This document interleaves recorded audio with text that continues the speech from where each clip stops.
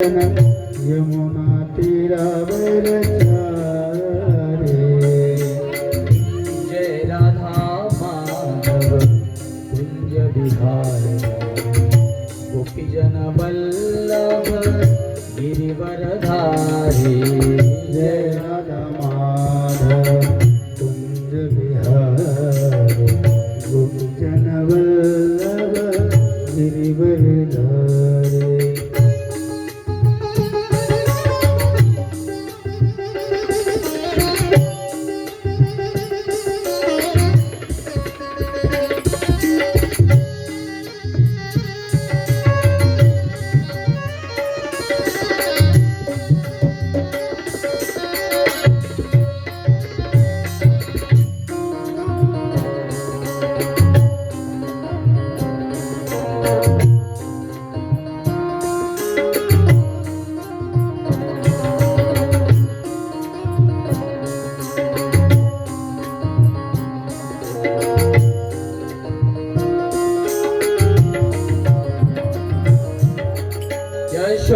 यशोदानंदन ब्रज जनरंजन यमुना तीरावनचारी यशोदानंदन ब्रज जनरंजन यमुना तीरावनचारी यशोदानंदन ब्रज जनरंजन यमुना तीरावनचारी यशोदानंदन ब्रज जनरंजन यमुना तीरावनचारी जय राधा माधव कुंज विहारी गोपीजन वल्लभ गिरिवरधारी जय राधा माधव कुंज विहारी गोपीजन वल्लभ गिरिवरधारी। जय राधा माधव कुंज विहारी गोपीजन वल्लभ गिरिवरधारी जय राधा माधव गोपीजन वल्लभ गिरिवरधारी। जय राधा माधव कुंज विहारी गोपीजन वल्लभ गिरिवरधारी जय राधा माधव कुंज विहारी गोपीजन वल्लभ गिरिवरधारी। जय राधा माधव कुंज विहारी गोपीजन वल्लभ गिरिवरधारी जय राधा माधव कुंज विहारी गोपीजन वल्लभ गिरिवरधारी। हरे कृष्णा कृष्णा कृष्णा हरे हरे राम राम राम हरे हरे हरे कृष्णा कृष्णा कृष्णा हरे हरे हरे राम राम राम हरे हरे। हरे कृष्णा कृष्णा कृष्णा हरे हरे राम राम राम हरे हरे हरे कृष्णा कृष्णा कृष्णा हरे हरे हरे राम राम राम हरे हरे। हरे कृष्णा कृष्णा कृष्णा हरे हरे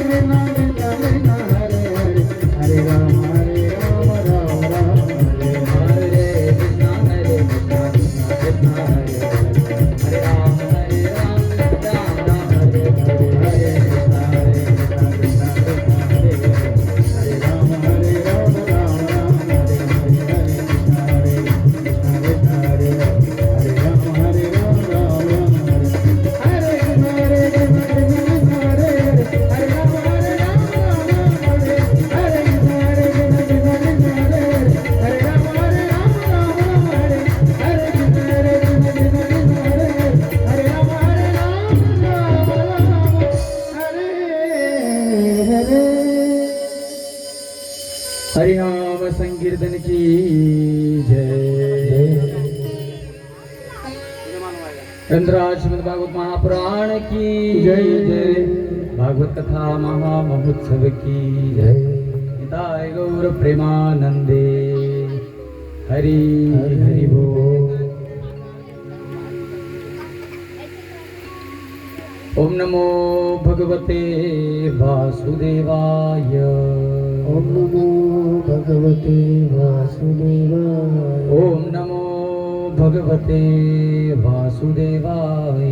ओम नमो भगवते वासुदेवाय। ओम नमो भगवते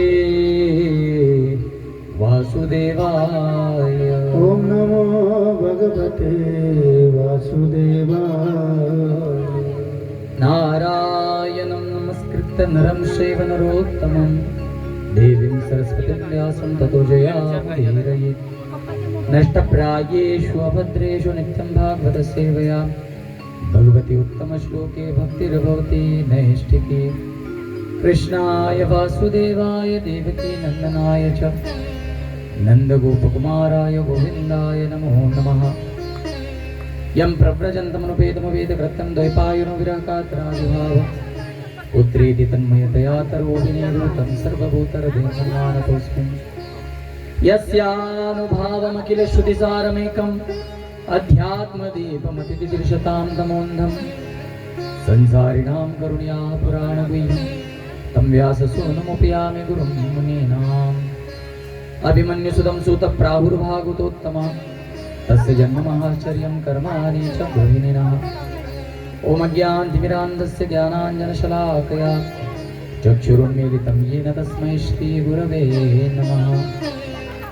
हे कृष्ण करुणा सिन्धु दीनबन्धो जगत्पते गोपेश गोपिकान्त राधाकान्त नमोस्तुते। तप्तकाञ्चन गौराङ्गी राधे वृन्दावनेश्वरी वृषभानुसुते देवी प्रणमामि हरिप्रिये। नमो महावदान्याय कृष्णप्रेमप्रदायते कृष्णाय कृष्णचैतन्य नाम्ने गौरत्से नमः। नीलाचलनिवासाय नित्याय परमात्मने बलभद्रसुभद्राभ्यां जगन्नाथाय ते नमः। मनोजवं मारुततुल्यवेगं जितेन्द्रियं बुद्धिमतां वरिष्ठं वातात्मजं वानरयूतमुख्यं श्रीरामदूतं शरणं प्रपद्ये। लोकाभिरामं रणरङ्गधीरं राजीवनेत्रं रघुवंशनाथं कारुण्यरूपं करुणाकरन्दं श्रीरामचन्द्रं शरणं प्रपद्ये। मुखं करोति वाचालं पङ्गुं लङ्घयते गिरिं यत्कृपातमहं वन्दे श्रीगुरुं दीनतारिणं परमानन्दमाधवं श्रीचैतन्यैश्वरम्। वाञ्छाकल्पतरुभ्यश्च कृपा सिन्धुभ्यः च पतितानां पावनेभ्यो वैष्णवेभ्यो नमो नमः। जय श्री कृष्ण चैतन्य प्रभु नित्यानंद श्री अद्वैत गदाधर श्रीवासादि गौर भक्तवृंद। हरे कृष्णा कृष्ण कृष्ण हरे हरे हरे राम राम राम हरे हरे।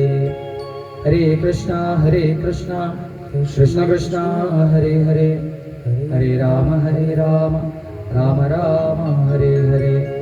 हरे कृष्णा कृष्ण कृष्ण हरे हरे हरे राम राम राम हरे हरे।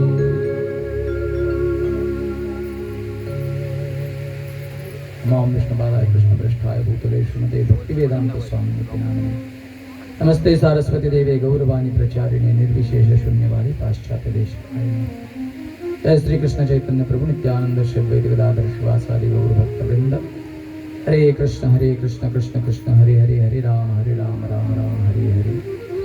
नमस्ते गुरुदेवाय सर्वसिद्धिप्रदायिने सर्वमंगल रूपाय सर्वानंद विधायिने। ग्रंथराज श्रीमद् भागवत महापुराण की जय। भागवत कथा महामहोत्सव की जय। श्री श्री गोपाल कृष्ण भगवान की जय। श्री श्री राधा पंडरीनाथ भगवान की जय। श्री श्री विठ्ठल रुक्मिणी भगवान की जय। जगत गुरु तुकाराम महाराज की जय। संत श्रेष्ठ ज्ञानेश्वर महाराज की जय।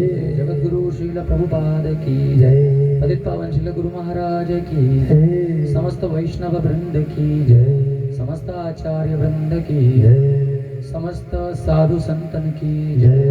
निताय गौर प्रेमानंदे हरि हरि हो।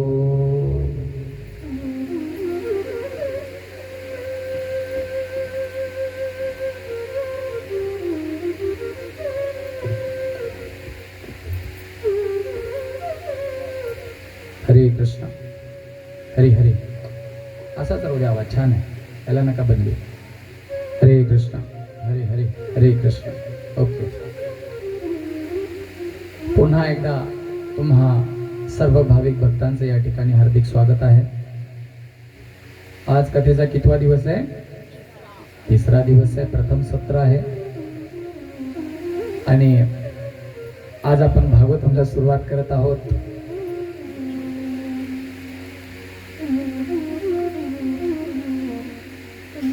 भागवतम, श्रीमद भागवत हा जो ग्रंथ आहे, भगवान श्रीकृष्णांच्या दिव्य लीलेंचं याच्यामध्ये वर्णन आहे, आणि ठळक वर्णन आहे, आणि विशेष वर्णन आहे, खास वर्णन आहे। भगवान श्रीकृष्णांना केंद्रित ठेवून रचलेला असा हा दिव्य ग्रंथ आहे। तसं जगात किती पुराण आहेत सांगा बघू? किती पुराण आहे? 18 पुराण। सगळ्या पुराणांमध्ये 18 ही पुराणे कोणाशी गाती म्हणे? कोणाशी? अरे हरिपाठ होतो ना रोज, कोणाशी गाती? हा, बुवाला माहित आहे। 18 पुराणे कोणाशी गाती? सगळी 18ची 18 पुराण हरीचंच वर्णन करतात, असं माऊली ज्ञानेश्वर महाराज हरिपाठात सांगतात। परंतु त्यातल्या त्या श्रीमद भागवतामध्ये भगवंतांच्या गुणांचं अजून विशद प्रकारे वर्णन आहे, अजून विस्ताराने वर्णन आहे। म्हणून या ग्रंथाला सगळ्या ग्रंथांचा, सगळ्या पुराणांचा राजा म्हणलेलं आहे। भागवत हे महापुराण आहे। भागवत काय आहे? बाकी सगळे पुराण आहेत, वामन पुराण, कूर्म पुराण, मत्स्य पुराण, हे पुराण, ते पुराण, परंतु भागवत काय? महापुराण। काय आहे? भागवत महापुराण। सगळ्या पुराणांचा हा राजा आहे। आणि सगळी पुराण लिहून झाल्यानंतर व्यासांनी या पुराणाला लिहिलं, आणि जेव्हा हे पुराण लिहिलं तेव्हाच वेदव्यास प्रसन्न झाले। त्यांना वाटलं की माझ्या अवताराचं कार्य आता काय झालं म्हणे, पूर्ण झालं सरते शेवटी। आणि अशा या दिव्य पुराणांचा जितकाही आपण रसास्वादन करू, जितकं रसास्वादन करू, जितका आनंद घेऊ, तितका आपला आनंद वाढत जाणार आहे। कथा ही केवळ 7च दिवसाची न होता महिन्याभराची झाली पाहिजे, आहे का नाही? महिन्याभराची न होता वर्षभराची झाली पाहिजे। जितकं भागवतामध्ये तर काय सांगितलेलं आहे? नित्यम भागवत सेवया असं म्हणलेलं आहे। काय म्हणलेलं आहे? नित्यम भागवत सेवया। जीवनातील एकही दिवस असा वाया जाता कामा नये ज्या दिवशी भागवताचा एखादा अर्धा श्लोक तरी आपण न वाचू नये। वाचल्याशिवाय कोणत्या कामाला लागायचंच नाही। रोज कमीत कमी एक तरी श्लोक भागवताचा, भगवद्गीतेचा, ज्ञानेश्वरीचा आपल्याला काय केला पाहिजे? वाचला पाहिजे। पानभर, 1 पान, 2 पान आपल्याला वाचलं पाहिजे। आपल्याला वाचता येत नाही बाबा, आम्ही तर अडाणी, असं कोणी म्हणेल? मग तुमचे मुलं बाळ आहेत, नाती पोती आहेत, ते शिकतात की नाही? हा, बोलवायचं, हे पिंटा इकडे बस, इथं बस, हे धर, ही गीता घे, प्रभुपादांची गीता आहे। 3री 4थीच्या मुलालाही वाचता येईल अशी ही भगवद्गीता आहे। भगवद्गीता आहे, संस्कृत श्लोक आहे, एक शब्दाचा अर्थ आहे, भाषांतर आहे, तात्पर्य आहे। तू काय कर, मला 2 पानं वाचून दाखव। तू 10 मिनिटं 2 पानं मला वाचून दाखवलं, मी तुला 1 रुपयाचं एक चॉकलेट देईन। वाचता नाही येत, कोणाकडून वाचून घ्यायचं, ऐकायचं, परंतु जीवनामध्ये धर्माचं ज्ञान असणं हे खूप गरजेचं आहे। अशा प्रकारे भागवतमला आज आपण सुरुवात करत आहोत, या सत्रांपासून सुरुवात करत आहोत। भागवताची थोडीशी परिकल्पना मी तुम्हाला देऊ इच्छितो. आजकालच्या लोकांवर किंवा आजकाल जगामध्ये वावरणाऱ्या जीवांवर जितकी दया कराल तितकी कमीच आहे. जितका त्यांच्यासाठी खेद व्यक्त करताल तेवढा कमीच आहे. कारण सगळे दुर्दैवानी जडलेले आहेत. सगळ्यांना दुर्दैवानी घेरून घेतलेला आहे. मंदा सुमंद मतयो मंद भाग्या ह्युपद्रिता भागवतात म्हणलेलं आहे. एक तर मंद बुद्धी आणि मंद भाग्य यांनी सगळ्यांना वेढून टाकलेलं आहे. लई दुर्दैवी जीव आहे, लई दुर्भाग्यशाली जीव आहे. त्या लांबून गावामध्ये कथा आलेली असताना सुद्धा लोक 4 पावलं कथेमध्ये येऊ शकत नाहीत. याच्यापेक्षा मोठं दुर्भाग्य काय सांगावं, आहे की नाही? हे दुर्दैव आहे. लोकांना चौकात चौकात गप्पा मारत बसतील, पुड्या तंबाखू खात बसतील, कुत्र्याची छेड काढत बसतील, पण येऊन बसून कथा ऐकणार नाही. हे दुर्दैव आहे.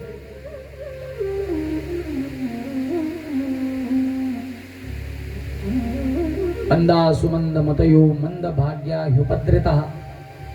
मंद भाग्य झालेलं आहे लोकांचं. किती मंद भाग्य व्हावं. मंद भाग्याची पण काही पराकाष्ठा.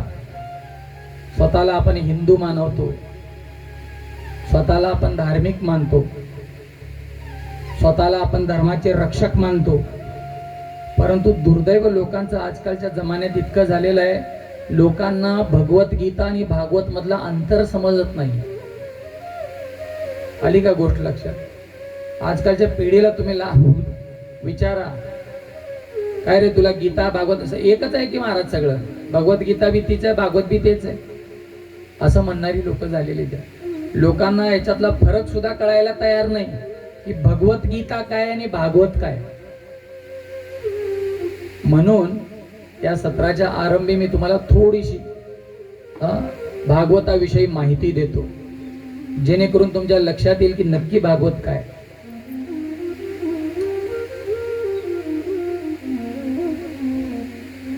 भगवद्गीता आणि भागवत दोन्हींविषयी माहिती देईन.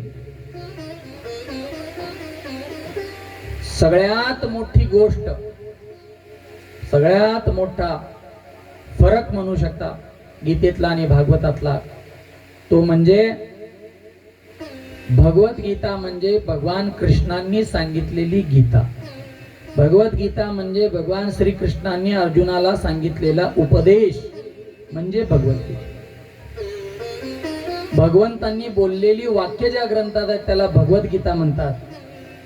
आणि त्याच भगवान श्रीकृष्णांनी केलेल्या लीला ज्या ग्रंथामध्ये आहेत त्याला भागवत म्हणतात. भागवतामध्ये भगवान कृष्णांनी केलेल्या लीला आहेत, भगवान श्रीकृष्णांनी केलेली अद्भुत कर्म आहेत, वेगवेगळ्या कथानकांचा याच्यामध्ये उल्लेख आहे. कशा प्रकारे देवानी डोंगर उचलला, कशा प्रकारे देवानी महारास केला, कशा प्रकारे भगवंतांनी माखन चोरी केली, या सगळ्या लीला ज्या ग्रंथामध्ये सांगण्यात आलेल्या आहेत त्या ग्रंथाला काय म्हणलेलं आहे? भागवत म्हणलेलं आहे. आणि भगवद्गीता म्हणजे कृष्णाने दिलेले उपदेश.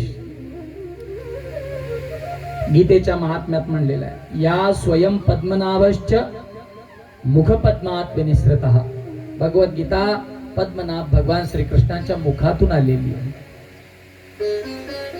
भगवद्गीता जास्त मोठा ग्रंथ नाही, छोटासा ग्रंथ आहे. किती अध्याय आहेत गीतेमध्ये? 18 अध्याय आहेत. किती अध्याय आहेत? 18 अध्याय आहेत. किती श्लोक आहेत? 700 श्लोक आहेत.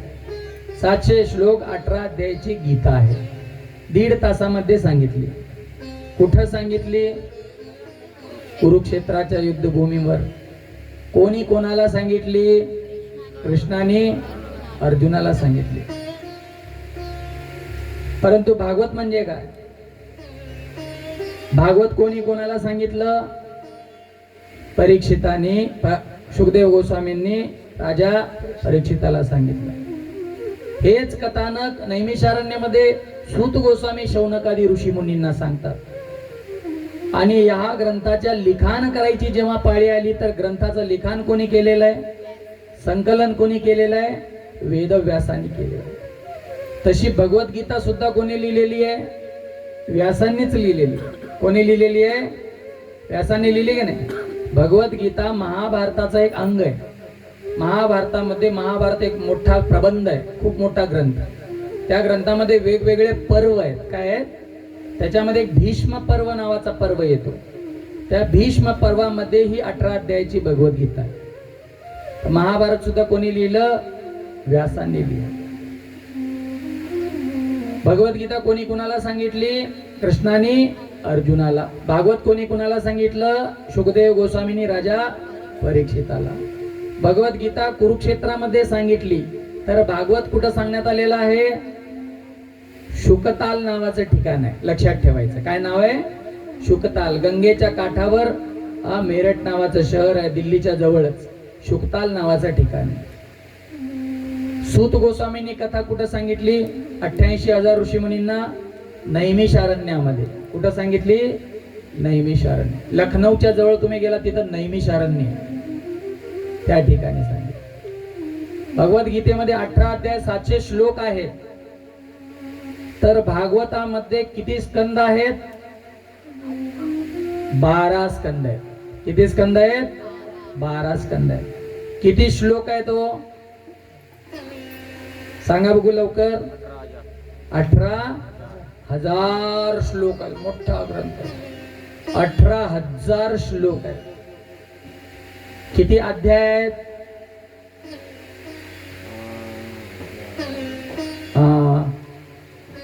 सांगा. लोक श्लोक तर बरोबर सांगतात, स्कंद पण बरोबर सांगतात, पण अध्याय कुणाला सांगायला जमत. अध्याय किती आहेत कोण सांगू शकतं, त्याला स्पेशल बक्षीस मिळेल. हात वर करा.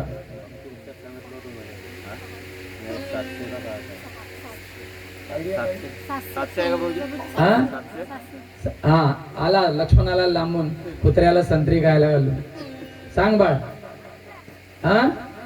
18. Okay, very good. म्हणून नीट लक्ष देऊन कथा ऐकायचं. कुत्र्याला संत्र नंतर खाऊ घालायचं. किती अध्याय कोण सांगू शकतं, हा बोला. 18. नाही चुकीचं आहे. 18 गीतेमध्ये अध्याय. भागवत 700 श्लोक आहेत भगवद्गीतेमध्ये. भागवतातले अध्याय असो. आपल्याकडे इतका वेळ नाही. मी मुद्दाम हा प्रश्न जाणून बुजून 4-5 वेळाला विचारतो, जेणेकरून आता ऐकला की तुम्हाला मरेपर्यंत काय होणार लक्षात राहणार. ऐकायचंय का उत्तर, ऐकायचंय. 335 अध्याय. किती, 300. लक्षात ठेवायचं सदा. 12 स्कंद, 335 अध्याय आणि 18,000 श्लोक आहेत. आली माहिती, कळाली कल्पना. गीता कशाला म्हणतात, भागवत. दुर्दैव म्हणत मी सांगत होतो, लोकांचं दुर्दैव असं आहे की लोकांना या दोन ग्रंथामधला फरक सुद्धा कळत नाही हो आजकाल. एवढं दुर्दैव. वाचायचं किती लांबची गोष्ट राहिली. लोकांचा या गीतेशी, या भागवताशी स्पर्श सुद्धा राहिला नाही. बया दुर्दैव नाही म्हणायचं तर काय म्हणायचं सांगा बघू. हे दुर्दैव आहे की नाही, काय वाटतंय तुम्हाला. इतके अमूल्य ग्रंथ आपले. या परकीयांनी जेव्हा मुघलांनी आक्रमण केले, ब्रिटिश आले, हे आले ते आले, त्या लोकांनी विविध प्रकारे या भारतीयांना त्रास देण्याचा प्रयत्न केला, कष्ट देण्याचा प्रयत्न केला. सगळे लूट केली, लूट लुबाड केली, सगळं केलं. जितके वेळेला भारताला परास्त करायचे, जितके वेळी भारताला त्रास द्यायचे, जितके वेळी भारताचं नुकसान करायचे, जमिनीवर घेऊन यायचे. परंतु धीर गंभीर हे भारतीय हे परत शून्यातून पुन्हा जगत निर्माण करायचे, पुन्हा भारताला समृद्ध बनवायचे. मग दुसरा आक्रमण करायचा, तो लुबाडायचा. भारताच्या संस्कृतीचा ऱ्हासच व्हायला तयार नाही.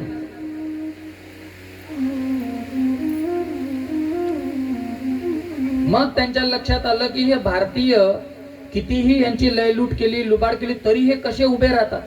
हाय त्याच्यामध्ये हे आनंदित कसे राहतात. यांना आम्हाला रडताना पाहायचं, हे रडतच नाहीत लोक, ही परत उभे राहतात आणि पहिल्यापेक्षा अजून मजबूत पद्धतीने उभं राहतात.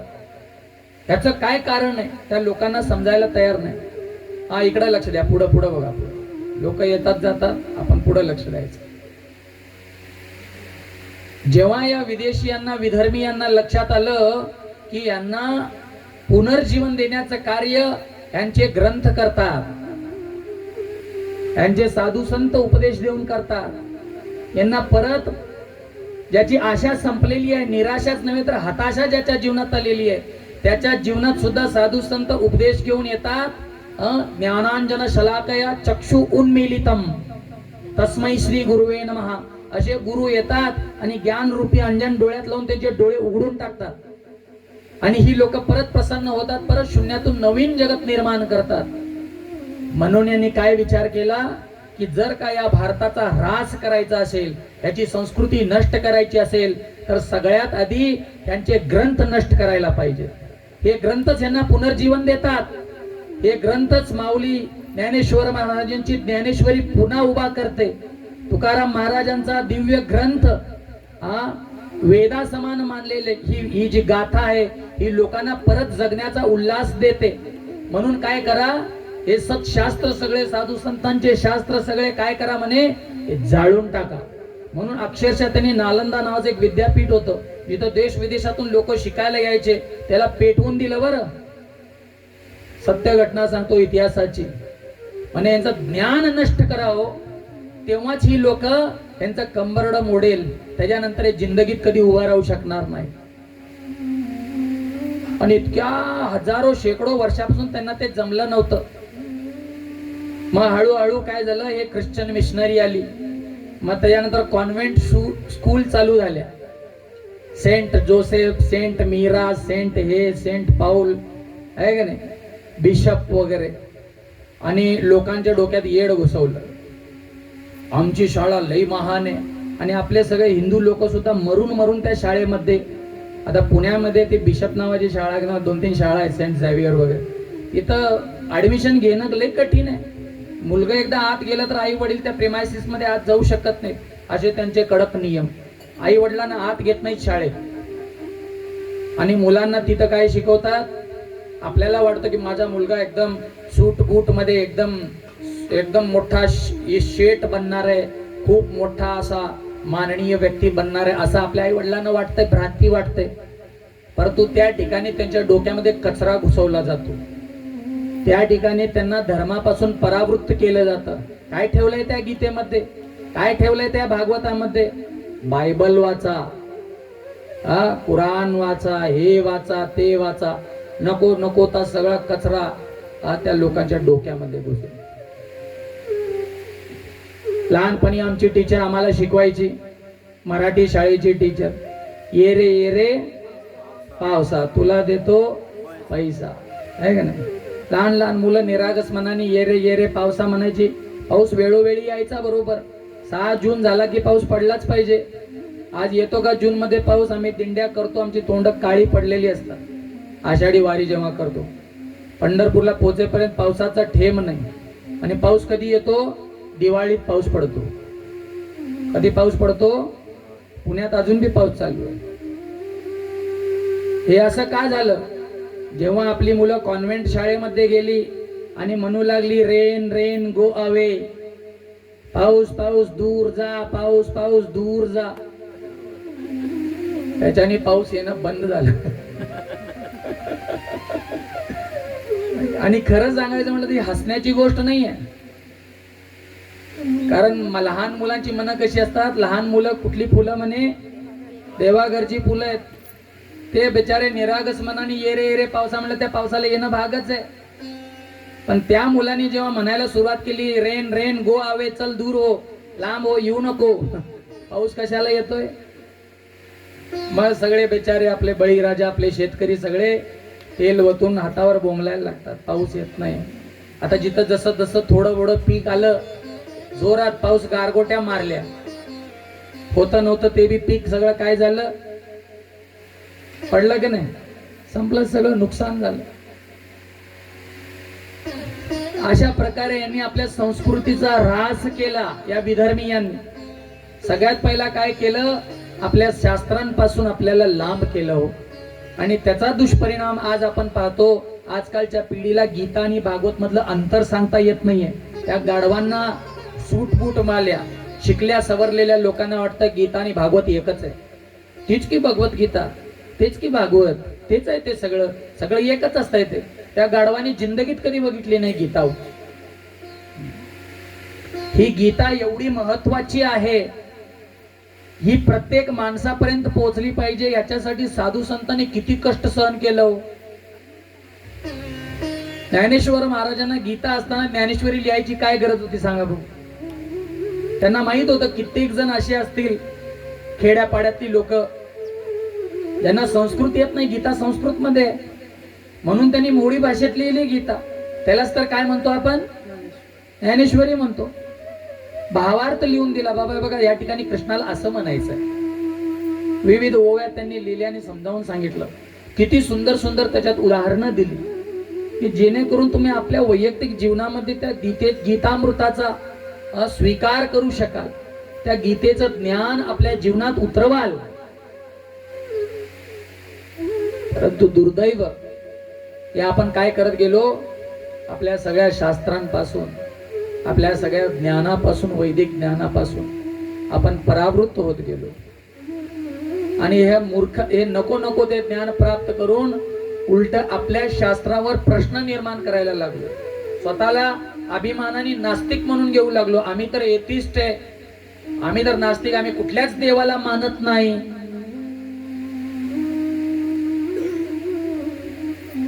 उलटे प्रश्न विचारायचे. फसवतात हे महाराज लोक. अक्कला आहे का यांना? असं कुठं असतंय का? 7 वर्षाचं मुलगा कुठं डोंगर उचलतं का? असे प्रश्न. काय प्रश्न? 7 वर्षाचा मुलगा कुठं म्हणजे स्वतःला लई शहाणा समजायचं. 7 वर्षाचा मुलगा कुठं डोंगर उचलतं का? असे प्रश्न, आगाऊ प्रश्न विचारायचे.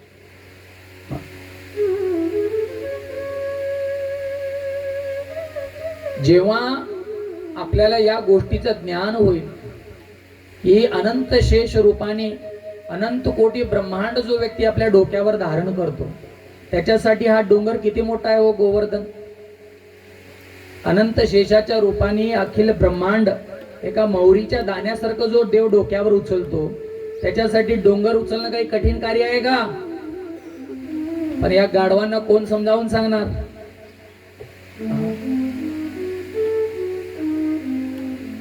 अशा लोकांना वेड नाही म्हणायचं, शहाणाही नाही म्हणायचं. हे दीड शहाणे झाले. काय झाले? अतिशहाणे झाले. जे ख्रिश्चन इंग्लिश शाळेमध्ये शिकले, इंग्लिश मीडियम मध्ये शिकले, अतिशहाणे झाले. त्यांना शिंग फुटली. काय झाली? शिंग फुटली. ज्यांनी संतांचा अपराध करायला चालू केला, त्यांनी शास्त्रांचा अपमान सुरू केला, ज्यांनी देवी देवतांची विटंबना करायला चालू केली, म्हणजे काय झालं? याला आवश्यकतेपेक्षा जास्त ज्ञान झालं.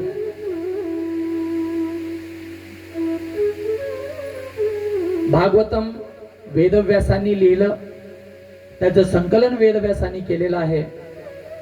भागवताचे सुरुवातीचे जे 3 श्लोक आहेत, त्या 3 श्लोकांचं लिखाण व्यासांनी केलं. आणि या 3 श्लोकांमध्ये जेव्हा एखादा ग्रंथकार ग्रंथ लिहितो, त्या ग्रंथ लिहिण्यापूर्वी तो मंगलाचरण लिहितो. काय लिहितो? मंगलाचरण. का लिहिलं जातं? कारण जे काही धार्मिक कार्य आपण हाती घेतो ते निर्विघ्न पूर्ण होण्यासाठी मंगलाचरण खूप गरजेचं असतं. मंगलाचरणाचे शास्त्रामध्ये 3 भाग सांगितलेले आहेत. किती भाग? 3 भाग. पहिला भाग म्हणजे काय? पहिल्या भागाला म्हणलेला आहे नमस्कार. काय म्हणलेलं आहे? नमस्कार. दुसरा भाग विषय वस्तू. काय? विषय वस्तू. आणि तिसरा भाग म्हणजे आशीर्वाद. काय? आशीर्वाद. अच्छा, हे नमस्कार म्हणजे काय? विषय वस्तू म्हणजे काय? आशीर्वाद म्हणजे काय? मंगलाचरणाचे असे 3 भाग सांगितलेले आहेत. या 3 भागांना का आशीर्वाद म्हणलेला आहे? का विषय वस्तू, का मंगलाचरणाला नमस्कार असं म्हणलेलं आहे हे आपण पाहू. सर्वात आधी ग्रंथकार त्या ग्रंथ मूर्तीला नमस्कार करतो ज्याच्या जीवनावर तो ग्रंथ लिहिला गेलेला आहे.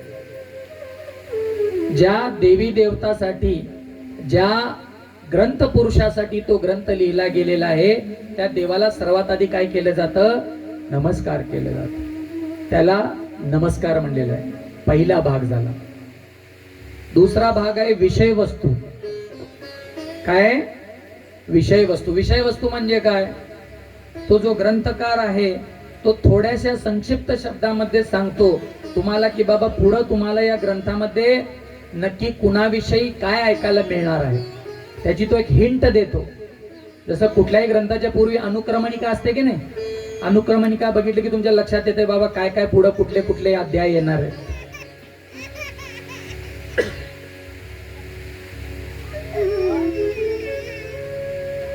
याला म्हणलेलं आहे विषय वस्तू. काय म्हणलेलं आहे? विषय वस्तू. आणि तिसरा जो भाग आहे त्याला म्हणलेला आशीर्वाद. जो ग्रंथकार असतो तो सगळ्या वाचकांना, अभिभावकांना, श्रद्धाळूगणांना काय करतो? तुम्ही माझा हा जर ग्रंथ वाचलात तर माझ्या बाजूने मी तुम्हाला एक आशीर्वाद देतो. त्याला फलश्रुती सुद्धा म्हणतात. काय म्हणतात? की असा असा हा ग्रंथ तुम्ही वाचला तर या ग्रंथाच्या वाचनामुळे तुम्हाला असा असा आशीर्वाद ग्रंथकाराकडून मिळतो. याला आशीर्वाद म्हणलेला आहे. 3 गोष्टी आल्या लक्षात. सगळ्यात पहिला काय होतं? नमस्कार. दुसरा विषय वस्तू आणि तिसरा आशीर्वाद. तर या भागवताच्या सुरुवातीच्या 3 श्लोकांमध्ये प्रथम स्कंद प्रथम अध्याय श्लोक क्रमांक 1, 2 आणि 3 या 3 श्लोकांमध्ये व्यासांनी मंगलाचरण केलेलं आहे. म्हणजे देवाला नमस्कारही केलेला आहे. या ग्रंथात काय लिहिलेलं आहे संक्षिप्त मध्ये सांगितलेलं आहे आणि सरते शेवटी तुम्हाला काय दिलेलं आहे? आशीर्वाद पण दिलेला आहे. 2च श्लोकांमध्ये. हात जोडा सर्वांनी. या 2 श्लोकांचा आपण या ठिकाणी काय करू? उच्चारण करू. ओम नमो भगवते वासुदेवाय. भगवते वासुदेवाय. जन्माध्यस्य यतोऽन्वयादितरतः चार्थेष्वभिज्ञस्वराट् तेने ब्रह्महृदायादिकवये मुह्यन्ति यत्सूरयः तेजो वारिमृदां यथा विनिमयो यत्र त्रिसर्गो मृषाः धाम्ना स्वेन सदा निरस्तकुहकं सत्यं परं धीमहि. प्रथम श्लोक. दुसरा श्लोक. धर्म प्रोजित गीत गोत्र परमो निर्मत्सराणां सता वेद्यं वास्तवमत्र वस्तु शिवदं तापत्रयोन्मूलनम्. श्रीमद्भागवते महामुनिकृते किं वा पररेश्वरः सद्योरिद्यवरुद्धतेऽत्र कृतिभिः शुश्रूभिस्तत्क्षणात्. दूसरा श्लोक. तीसरा. निगमकल्पतरोर्गलितं फलं शुकमुखादमृतद्रव संयुतं पिबत भागवतं रसमालयम् मुहुरहो रसिका भुवि भावुकाः. असे सुंदर हे 3 श्लोक. यांचा अर्थ आपण पाहू. म्हणे जन्माद्यस्य यतोऽन्वयादितरतश्चार्थेष्वभिज्ञस्वराट् तेने ब्रह्महृदायादिकवये मुह्यन्ति यत्सूरयः तेजो वारिमृदां यथा विनिमयो यत्र त्रिसर्गो मृषा धाम्ना स्वेन सदा निरस्तकुहकं सत्यं परं धीमहि. सगळ्यात पहिला जसं मी म्हणालो मंगलाचरणाचा पहिला भाग काय होता? नमस्कार. तर या ठिकाणी व्यासाने कुणाला नमस्कार केलेला आहे? सत्याला नमस्कार केलेला आहे. कुणाला? सत्यम परम धीमहि म्हणलेला आहे. मी कुणाला नमस्कार करतो? मी परम सत्याला नमस्कार करतो ज्याच्या शोधामध्ये अखिल जगत आहे. या जगामध्ये प्रत्येक माणसाला सत्य जाणून घ्यायचं आहे. हो, बरोबर आहे की चुकीचं आहे?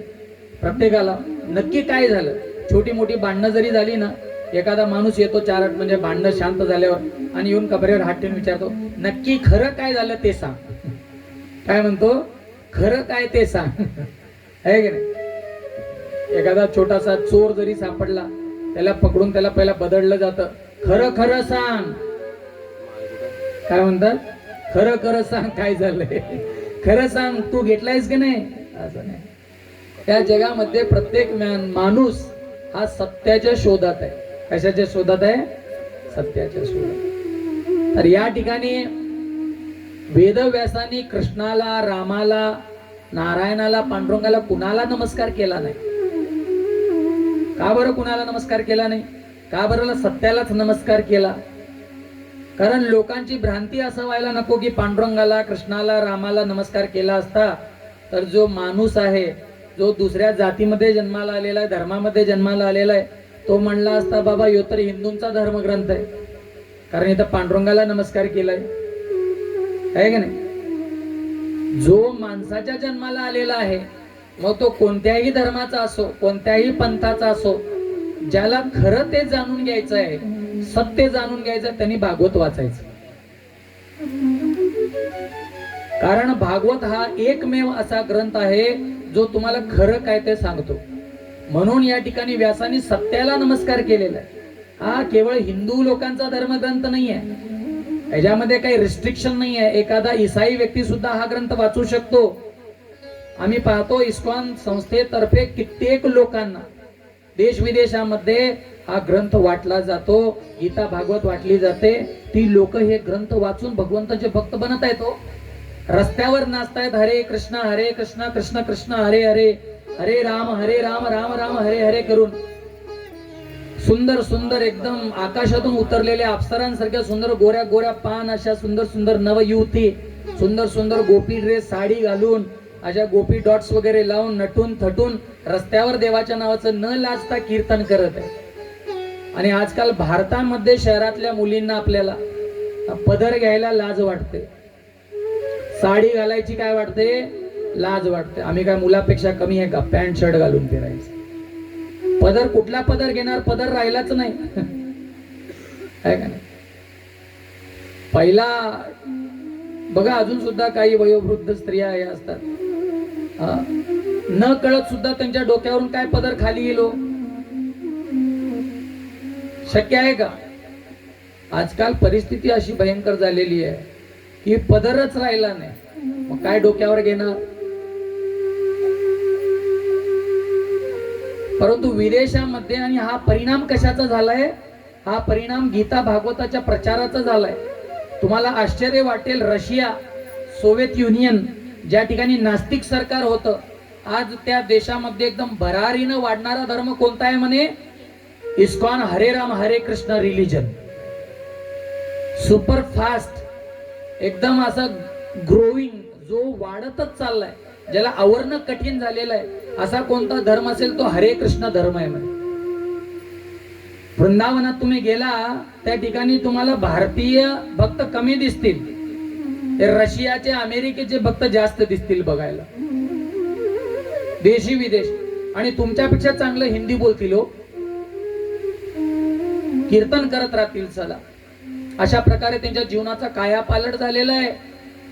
ईसाई लोक कृष्ण भक्त बनू लागलेले आहेत. आमचे गुरुभाऊ आहेत, त्यांचं नाव पूर्वी राशीद होतं. राशीद, काय नाव होतं? लोकनाथ महाराजांचे वरिष्ठ शिष्य आहेत. आता त्यांचं नाव रासमंडल प्रभूजी आहे. ते नागपूरमध्ये अध्यक्ष होते एकेकाळी. आणि कुठल्या ते मोरक्कोचे आहेत. मोरक्को म्हणजे ओरिजिनल मुसलमान. हे पाकिस्तानवाले हे सगळे बनावटी मुसलमान. हे खरे जे मिडल ईस्ट कंट्रीचे जे मुसलमान आहेत ना, ते या लोकांना मुसलमान मानतच नाहीत. हे तर बाटलेले मुसलमान आहे. कळालं का? ते नकली मुसलमान आहे, बदललेले धर्म, जात बदललेले. ते शुद्ध रक्ताचे जे मुसलमान शेख असतात ना, ते म्हणतात की यांचं रक्त शुद्ध नाहीये. हे पाकिस्तानी, आणि यांचा आडंबर जास्त, यांची नाटकं जास्त. ते हाग्यापेक्षा बग्याचा भाव लय म्हणतात नाही का, असा प्रकार आहे. म्हणजे हिंदीमध्ये म्हणतात चाय से ज्यादा क्या गरम रहती म्हणे, अशी या किटलीची दशा आहे. यांचा कट्टरपंथ त्यांच्यापेक्षा जास्त झाला या भारतीय मुसलमानांचा. तुर्कस्तानमध्ये मिडल ईस्ट कंट्रीमध्ये जिथं एकदम छान एकदम शाळेचे ड्रेस घालून मुलं मुली शाळेला कॉलेजला चाललेले आहेत, एकदम प्रोग्रेसिव्ह मुसलमान पक्षाच्या मुलं मुली मुसलमान पक्षाच्या देशामध्ये. इथं या थर्ड क्लास या निम्न जातीचे हे लोक, हे बाटलेले हे मुसलमान या ठिकाणी धरणा धरतात, आम्हाला तंबू मधून जायचं आहे शाळेत म्हणे, आम्हाला काळा बुरखा ओढून जायचा. हा गाढवपणा आहे. आम्हाला स्वतंत्रता द्या, आम्हाला बुरखा घालायचंय, आम्हाला डांबून घ्यायचंय स्वतःलाच नाही का, असला हा सगळा गाढवपणा.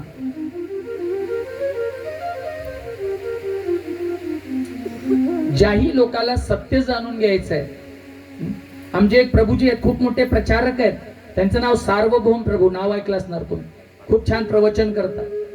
नागपूरमध्ये कित्येक वेळेला ते आलेले आहेत कथेला, कार्यक्रमाला. त्यांचा मूळचा जन्म कराचीचा आहे. सांगा, मूळचा जन्म कुठला आहे? कराचीचा आहे. आणि आज सुद्धा त्या काळी पेशावर मध्ये त्यांनी डॉक्टरेट डिग्री प्राप्त केलेली, तेव्हाचे डॉक्टर आहेत पाकिस्तान मधले.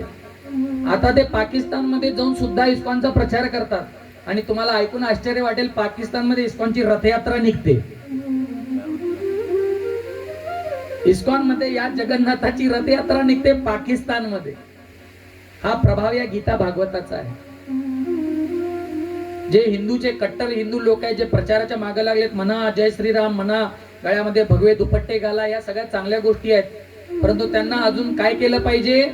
या साधू संतांची, या धर्माची, या धर्मग्रंथांची साथ घेतली पाहिजे. स्वतःला कट्टर हिंदू मानतात, पण त्यांना सुद्धा रामकृष्णामध्ये अंतर कधी कधी तेच भांडायला लागतात. आमचा शंकर मोठा, आमचा राम मोठा. जबकि त्यांना हेच माहित नाही की राम स्वतः म्हणतात, शिवद्रोही मम दास कहावा, सो जन मोहे सपनेहू नाही पावा. जो शंकराचा द्वेषी आहे तो रामाचा भक्त बनू शकत नाही, आणि जो रामाची भक्ती करत नाही तो शंकराला आवडू शकत नाही. दोघं एक दुसऱ्याचे प्रेमी आहेत, दोघं एक दुसऱ्याचे भक्त आहेत. जगप्रसिद्ध ही चौपाई तुम्ही ऐकला असणार, मंगल भवन. होऊन जाऊ द्या महाराज एकदा. मंगल भवन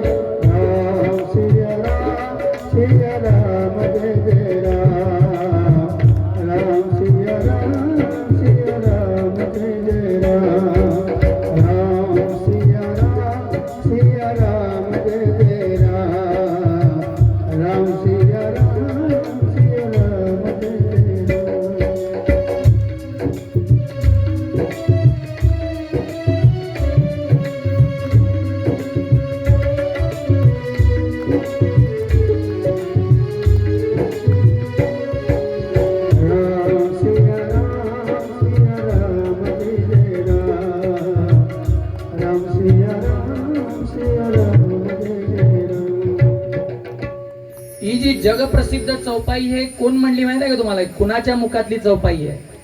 शंकरांच्या.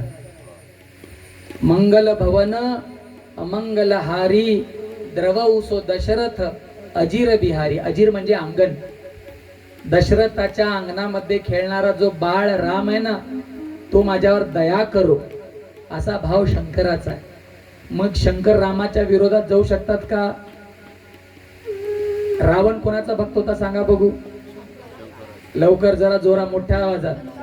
कुणाचा? हनुमान कुणाचा अवतार आहे? कुणाचा? शंकराचा.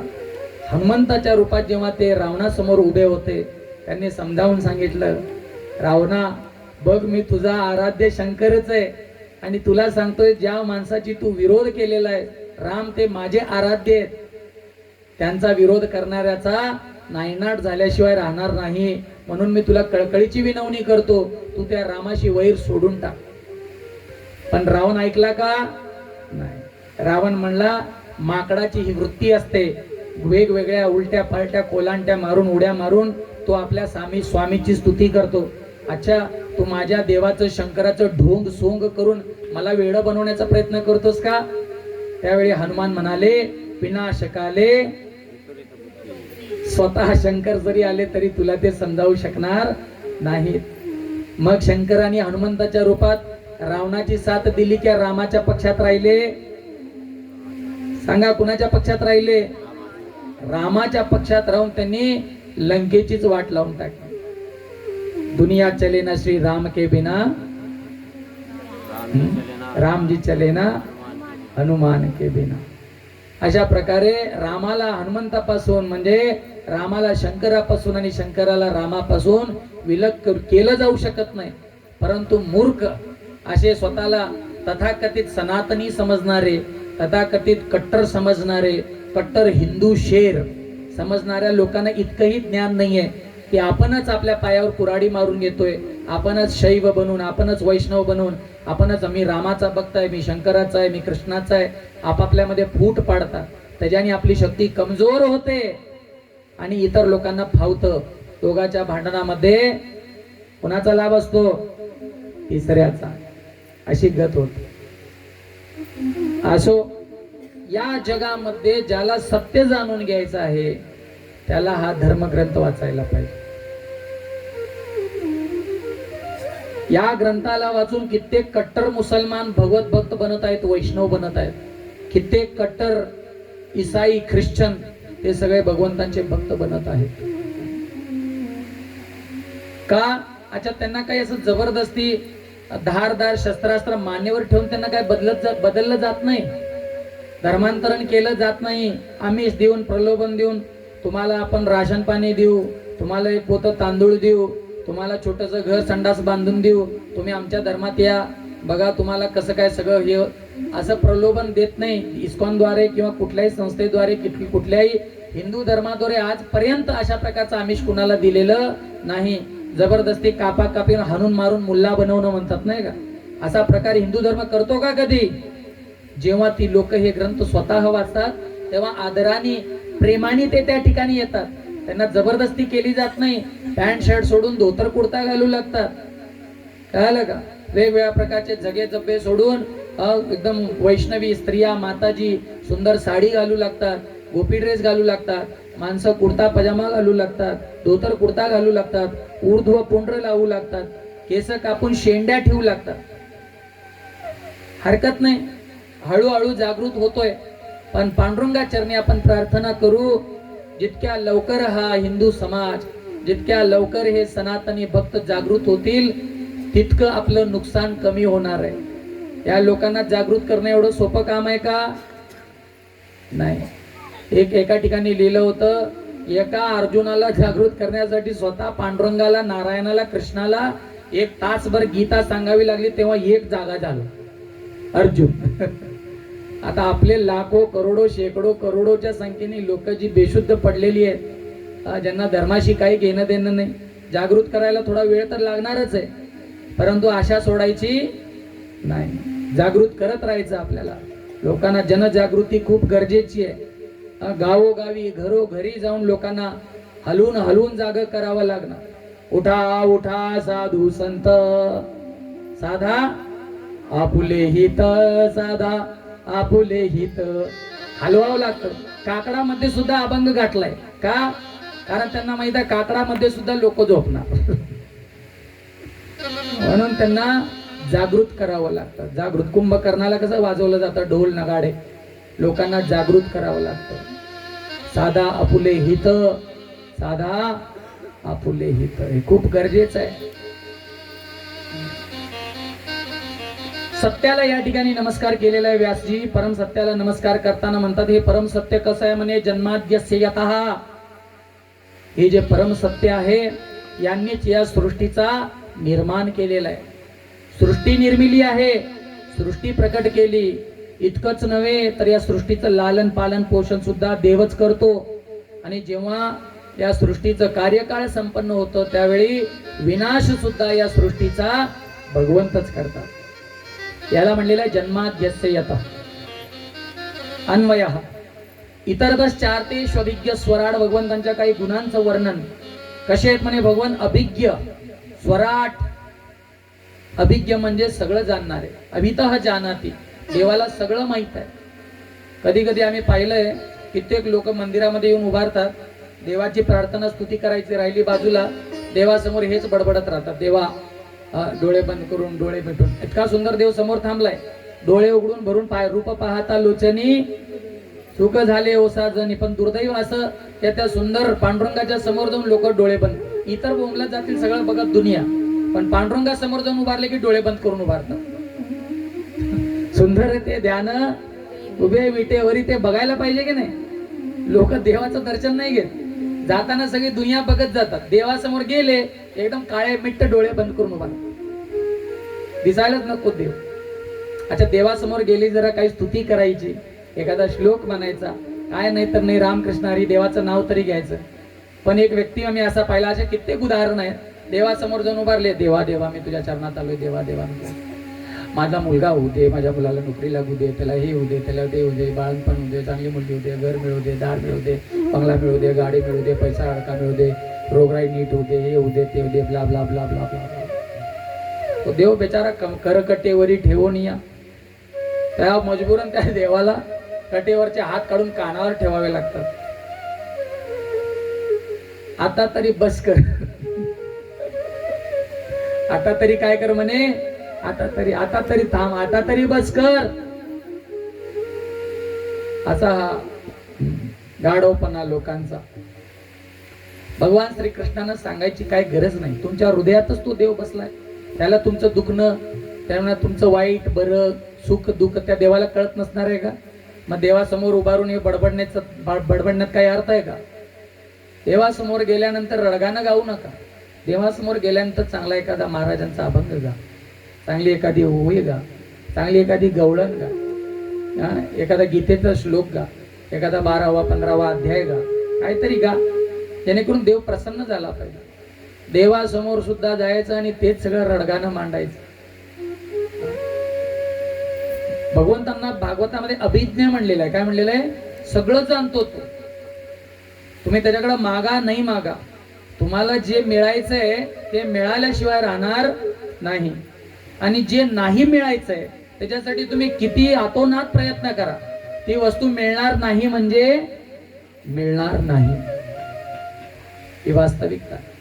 त्याच्यामुळे खटाटोप सोडून द्या, केवळ देवाची प्रार्थना करा, देवाची विनवणी करा. स्वराट म्हणलेलं आहे देवाला, स्वतंत्र आहे भगवंत. तुम्ही आम्ही जसं एखादं कर्म करतो लगेच कर्मबंधन आपल्याला लागतं. एखादा अपराध केला की लगेच पापाचं चालन करावं लागतं. कुठलंही पुण्य असो पाप असो, या जगामध्ये प्रत्येक कर्म माणसाला बांधणारी आहे. एखाद्याला वाटेल बाबा मी तर लई सात्विक आहे, मी चांगलं कर्म करतो, मी सकाळी सकाळी प्राणायाम करतो, सकाळी हे करतो ते करतो, असं करतो तसं करतो, पण ही जी पुण्य कर्म आहेत ही सुद्धा माणसाला बांधण्याचंच काम करतात. भगवान गीतेमध्ये म्हणतात सुखसंगेन बध्नाति ज्ञान संगेन चानग. प्रत्येक व्यक्ती आपल्या हातातली बेडी कळते का तुम्हाला? बेडी समजते का? हातामध्ये साखळदंड एखाद्या कैद्याला बांधतात बघा, साखळदंड जो असतो ते साखळदंड सोन्याचा असो, तांब्या पितळेचा असो किंवा लोखंडाचा असो, बेडी ती शेवटी काय बेडीच आहे की नाही? मग सोन्याच्या बेडीत असलेला काय लय खुश व्हावा, बघा मी सोन्याच्या बेडीमध्ये अडकलोय. बेडी ती शेवटी बेडीच. मग एखादा तमोगुणात अडकलेला लोखंडाची बेडी आहे, एखादा रजोगुणात अडकलेला. तमोगुणात अडकणं म्हणजे काय? तमोगुणी व्यक्ती कशाला म्हणतात? जो सदा कदा रडत राहतो, एवळत राहतो, हे दुखतंय ते दुखतंय, अशा लोकांना तमोगुणी म्हणतात. जे कधी बी चान्स मिळाला ब्लँकेट घेऊन झोपूनच टाकतात, त्याला तमोगुणी म्हणतात. त्याला झोपण्यात आनंद येतो, रडण्यात इवळण्यात आनंद, त्याला तमोगुणी म्हणतात. मग या तमोगुणामध्ये अडकलेला तो लोखंडाच्या बेडीत अडकलाय. रजोगुणी कोण आहे? पैसा पैसा पैसा पैसा. आत्ता जातो कमवून, आत्ता जातो काबाड कष्ट करतो, कास्तकाराचं काम करतो, इकडे जातो तिकडे जातो, ह्याला लुबाडून आणतो त्याला लुबाडून, पैसा पैसा पैसा करणारी जे असतात त्यांना रजोगुणी म्हणलेलं आहे. काय म्हणलेलं आहे? रजोगुणी. प्रभुपाद म्हणायचे रॅट रेस. जसं उंदीर असतो बघा, उंदीर असं शांत थांबलेला कधी बघितलाय का तुम्ही? एका ठिकाणी थांबतो नुसतं. अच्छा, एक बीळ असलं तर त्याला पर्याप्त असतं की नाही राहण्यासाठी, पण उंदीर किती बीळ काढतो? इथं एक झालं की तिथं, तिथं झालं की तिथं, तिथं झालं की इथं. अच्छा, ते घर असं नुसतं बांधून ठेवायचं नाही, त्या घर भरणी बी करायची. मग इकडचे कपडे फाडा, त्या बिळात नेऊन ठेव, तिकडचे कपडे फाडा, ह्या बिळात नेऊन ठेव. अशी दशा आम्हाला लोकांची सुद्धा आहे.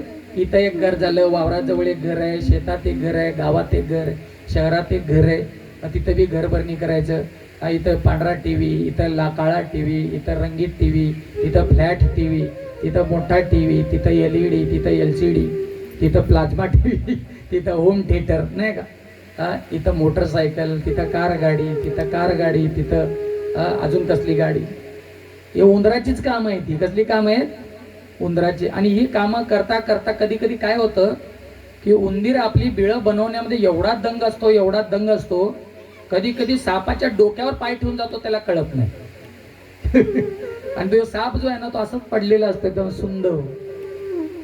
कधीपर्यंत? जोपर्यंत तो साप बघतो की हा उंदीर एकदम भांबावून गेला नाही, जोपर्यंत तल्लीन झाला नाही. जेव्हा सापाला कळतं की आता पूर्णपणे दंग झालेला आहे, हीच वेळ आहे, जसा तावडीत आला उंदीर की साप काय करतो? कपाक दिशेनं पकडतो. मग तो उंदीर लई रडतो, अरे माझं अजून बिळ बनवायचं बाकी आहे, अजून फार्म हाऊसचं काम शिल्लक राहिलंय, त्याला रंगरंगोटी करायची आहे, अजून गेट बसवलेलं नाही, अजून कटंजन टाकलेलं नाही. तो साप कुणाचा ऐकतो का? तो साप म्हणजे कोणता साप आहे? काळ सर्प आहे. कोणता आहे? एकदा गिळला की कार्यक्रम संपला. अशी दशा. अशा लोकांना रजोगुणी म्हणलेलं आहे. काय म्हणलेलं आहे? रजोगुणी. तमोगुणी, रजोगुणी माणूस समजा तांब्या पितळेच्या चांदीच्या बेडीत आहे. सत्वगुणी कोण असतो? जो स्वतःला खूप शहाणा समजतो, पाठ करतो, सकाळी प्राणायाम करतो, वॉकिंगला जातो, एकदम मोजकं खातो, हे करतो, ते सगळं चांगलं करतोय, पण देवाचं नाव घेत नाही. सगळं चांगलं करतोय पण त्याला धर्माची जोड नाहीये. तब्येत वगैरे सांभाळून राहतोय, सगळ्यांना चांगले उपदेश देतोय, निर्व्यसनी आहे, सगळं नियमित करतो, सगळं व्यवस्थित करतो, मुलाबाळांची लग्न चांगली करतो, शिकवणुकी चांगलं करतो, सगळ्यांचं सगळं चांगलं करतो, पण देवासाठी काय करत नाही. याला सत्वगुणी म्हणलेलं आहे. काय म्हणलेलं आहे? सत्वगुणी. हा सुद्धा बंधनात पडणार. फरक इतकाच आहे की त्याची बेडी कशाची असणार आहे? सोन्याची असणार आहे. मग मिरव संसारमध्ये सोन्याची बेडी घालून. भगवान श्रीकृष्ण गीतेत स्पष्ट म्हणतात, त्रैगुण्य विषया वेदा निस्त्रैगुण्यो भवार्जुन. हे अर्जुन, या संसारामध्ये प्रत्येक व्यक्ती या 3 गुणात अडकलेला आहे. स गुणान समतितैतान ब्रह्मभुंजाय कल्पते. तुला काय करायचंय? या 3 गुणांच्या पलीकडे जायचंय. तुला विशुद्ध सत्व गुणामध्ये स्थित व्हायचं. अशा प्रकारे भगवान श्रीकृष्णांना स्वराट म्हणलेलं आहे. ते कधीच कुठल्या गुणात अडकत नाहीत. देव तर अडकतच नाही. जो या पांडुरंगाचा आश्रय घेतो, जो या भगवंताची भक्ती करतो, जो या त्रिगुणातीत भगवंताची भक्ती करतो, तो जीव सुद्धा या गुणांच्या काय होतो? पलीकडे जातो. सगुणान समतितैतान ब्रह्मपुंजाय कल्पते. म्हणून भगवान श्रीकृष्णानं स्वराट म्हणलेलं आहे. काय म्हणलेलं आहे? स्वराट. ते कुठल्या झंझट मध्ये पडत नाही. नमे कर्मानी लिप्यंती नमे कर्म फले स्पृहा. भगवान गीतेत म्हणतात, मला कुठलंच कर्मबंधन बांधू शकत नाही. नचमांतानी कर्मानी निबद्धंती धनंजय उदासीन वदासीन मसक्तम तेषु कर्मसु. मला कुठल्याही प्रकारचं कर्मबंधन लागत नाही. आणि जो माझी भक्ती करतो तो सुद्धा झटकेपट कर्मबंधनातून काय होतो? मोकळा होऊन जातो. तेने ब्रह्महृदय आदि कवये मुह्यंती यत् सूरयः. पुढे या श्लोकामध्ये सांगितलेलं आहे, वेदांचं ज्ञान त्यांनी ब्रह्माजींच्या हृदयात दिलं. असं अद्भुत ज्ञान होतं. तेजो वारी मृदाम यथा विनिमयो. असं ज्ञान, जे ज्ञान देवी देवतांना सुद्धा कळणं कठीण झालेलं आहे. मुह्यंत यत् सूरयः.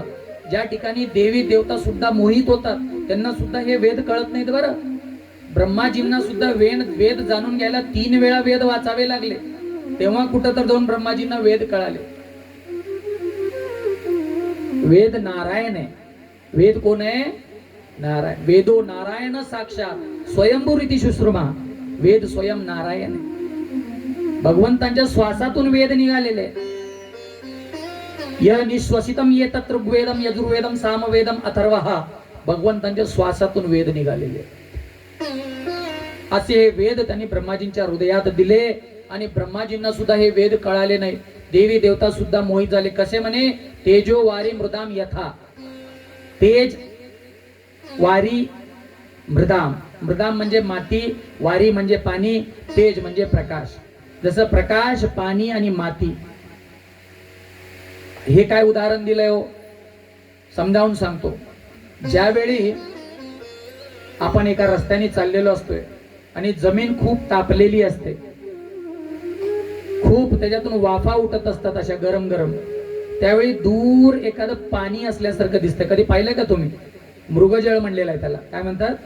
रस्त्यावरून तुम्ही कार गाडी चालवताना सुद्धा डांबरी रस्ते बघा तापलेले असतात ना, खूप लांबवर बघितल्यावर तुम्हाला पाणी असल्यासारखं दिसेल. काय दिसेल? पण तिथं जवळ गेल्यानंतर तुमच्या लक्षात येईल तिथं पाण्याचा कण तरी असतो का? अशा प्रकारे स्थळामध्ये जळाचा भास होणं म्हणतात. स्थळामध्ये जमिनीवर त्याला काय दिसू लागतं? जळ दिसू लागतं.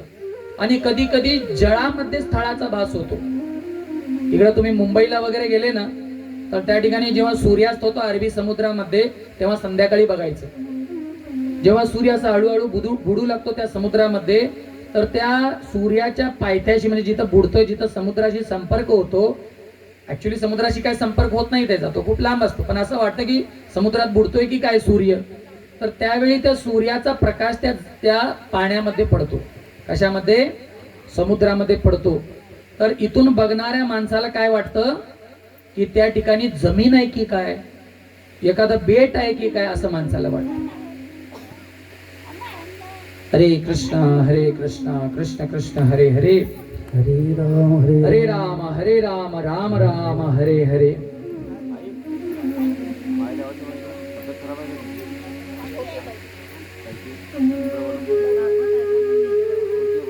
काय करायचंय? पाय वगैरे दुखतात तुमचे, 1-2 मिनिटं विश्राम करायचं का? थोडस भजन वगैरे? व्यत्यय काय म्हणजे काय त्रास काय नक्की?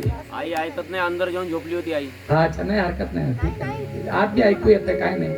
जिथं आईंना ऐकू येतं त्यांना छान तिथं बसून ऐकू द्या, काय नाही. त्यांना जिथं सोयीस्कर वाटेल तिथं ऐकू द्या. आता इकडे लक्ष द्या, थोडस इकडे लक्ष द्या. जास्त उशीर नाही, 10-15-20 मिनिटं, जास्त छळणार नाही तुम्हाला. तेजोवारी मृदाम यथा विनिमयो. जसं जळामध्ये स्थळाचा भास होतो, स्थळामध्ये जळाचा भास होतो, तशा प्रकारे हे वेदाचं अद्भुत ज्ञान आहे. देवी देवतांना सुद्धा समजत नव्हतं. धामना स्वेन सदा निरस्त कोकम सत्यम परम धीमहि. मी अशा परम सत्याला नमस्कार करतो म्हणे, ज्या सत्यावर टिकलेलं हे खोटं संसार सुद्धा, असत्य जग सुद्धा आपल्याला सत्यवत प्रतीत होतं. ऐकायला हे शब्द थोडे जटिल वाटतात, परंतु तरी सुद्धा आज मी व्यवस्थित फोड करून सांगतो म्हणजे तुमच्या लक्षात येईल. भगवान श्रीकृष्ण परम सत्य आहेत. काय आहेत? परम सत्य. आणि अशा परम सत्य स्वरूप भगवंतावर टिकलेलं हे खोटं संसार. आता संसाराला खोटं का म्हणलंय ते सांगतो. कारण या संसाराचा स्वभाव आहे नष्टवर संसार आहे, त्याच्यामुळे योग्य वेळ आल्यावर हे संसार नष्ट होत. काय होतं? नष्ट होतं. त्याला आगळं वेगळं काही करावं लागत नाही. एक ठराविक काळ गेला ना की हळूहळू ती वस्तू काय होऊ लागते? नष्ट होऊ लागते. तुम्ही एकदम शोरूम मधली कार गाडी घेऊन या, ट्रॅक्टर घेऊन या आणि नेऊन वावरात उभी करा. 1 वर्ष 2 वर्ष 3 वर्ष 4 वर्ष चालवायची सुद्धा गरज नाही. जसं पहिल्यांदा तुम्ही नवीन पाहिली, 2 वर्षानंतर येऊन त्या ट्रॅक्टरला पाहिला, त्या कार गाडीला पाहिला, तर ती तशी दिसणार आहे का? सगळे हवा निघून गेलेली असणार, टायर अर्धी जमिनीत गेलेली असणार, छत पडतंय, हे पडतंय, ऊन वारा पावसाने क्षीण होतंय का नाही? आता या खुर्च्यांचंच उदाहरण घ्या. या खुर्च्यांचे सगळे रंग उडालेले. जेव्हा नवीन आणल्या असतील अशा असतील का या खुर्च्या? का त्याला घासून कोण असं केलंय? हे ऑटोमॅटिक झालेलं आहे. काय झालेलं आहे? ऑटोमॅटिक. जेव्हा आपण नवीन घर बांधलं होतं, आठवण करा, जेव्हा आपण बांधलं होतं त्यावेळेस कसं घर असणार? आणि त्याच्यानंतर हळूहळू काय होऊ लागते? ते पापडी पडू लागते, कापऱ्या फुटू लागतात, छिद्र पडू लागतात. हे संसाराचा स्वभाव आहे. आज जसं दिसतंय उद्या हे तसं तुम्हाला दिसणार नाही. म्हणून संसाराला नश्वर म्हणलेलं आहे. काय म्हणलेलं आहे? नश्वर. या ठिकाणी कित्येक आजी म्हणजे कित्येक वयस्क स्त्रिया बसलेल्या, कित्येक वयस्क पुरुष बसलेले. इथे एक तरुण बी बसलेले आहेत समजा. हरे कृष्णा. काय बाळ, पाणी आलं? पाणी आलं, पाणी आलं खालून पाणी. हरे कृष्णा. त्याच्या घरी जे आणतो. हरे कृष्ण कृष्ण कृष्ण हरे हरे, हरे राम राम राम हरे हरे. इथं बसलेल्या वयस्क लोकांना तुम्ही विचारा, म्हाताऱ्या लोकांना तुम्ही विचारा. काय विचारा? ती तारीख विचारा ज्या दिवशी तुम्ही म्हातारे झाला. आठवते का तारीख? कुठल्या दिवशी नक्की म्हातारे झाले आठवतं का कुणाला? किंवा तरुणांना विचारा की कधी तुम्ही लहानाचे मोठे लहान बाळ होता आणि कधी तरुण झाला, हा ती तारीख विचारा. सांगता येणार आहे का? हा इतका बारीक बदल घडतो की तरुण माणसाला असं वाटतं मी अजून लहान बाळच आहे. म्हाताऱ्यांना असं वाटतं एकदम मी बी टाळ गळ्यात द्या की माझ्या, मी पण हरिपाठ करून दाखवतो.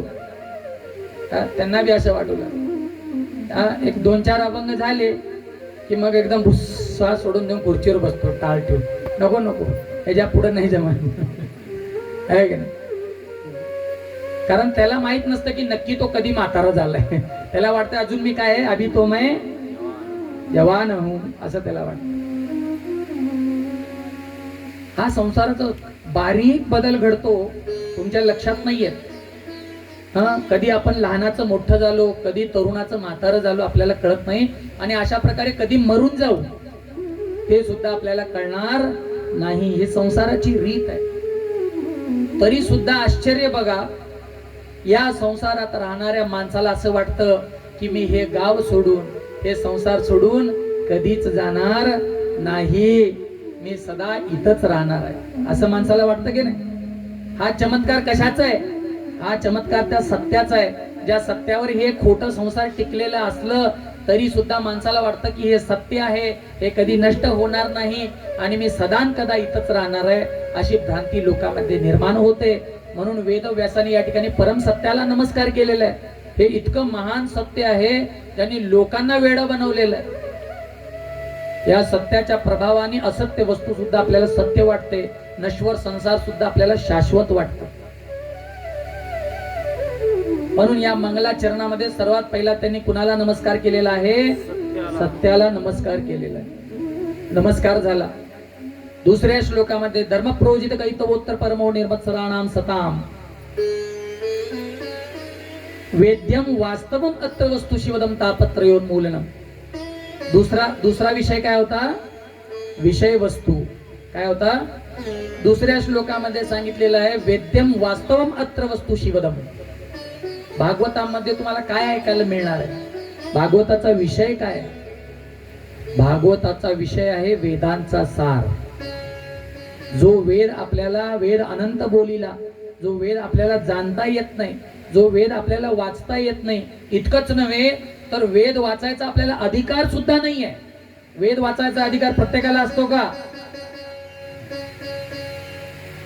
ज्याची विधी विधान पूर्वक, ज्यांनी ब्राह्मणत्व स्वीकार केले आहे, जन्मना जायते शूद्रो संस्कारात भवेत द्विजा वेद पाठात भवेत विप्रह ब्रह्मजानाती ती ब्राह्मण. जो असा ब्राह्मण झालेला आहे ज्याचा जन्म शूद्र, ज्याही घरामध्ये मूल जन्माला येतं त्याला सूतर लागतं.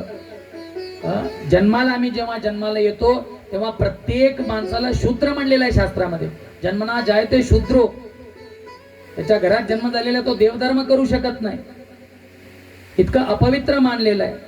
कारण या संसारात मुलगा पडणं म्हणजे चुकीची गोष्ट. वैकुंठ सोडून या संसारात पडला, दुःखाच्या संसारात पडला, ती काय चांगली गोष्ट आहे का? आपणच उगाच येण्यासारखं हॅपी बर्थडे टू यू करून आपण नाही का साजरा करतो? हा मूर्खपणा आहे. देवाच्या धामातून ते या संसारात पडलं, पुढं काय त्याला सुख भोगायला मिळणार आहे का?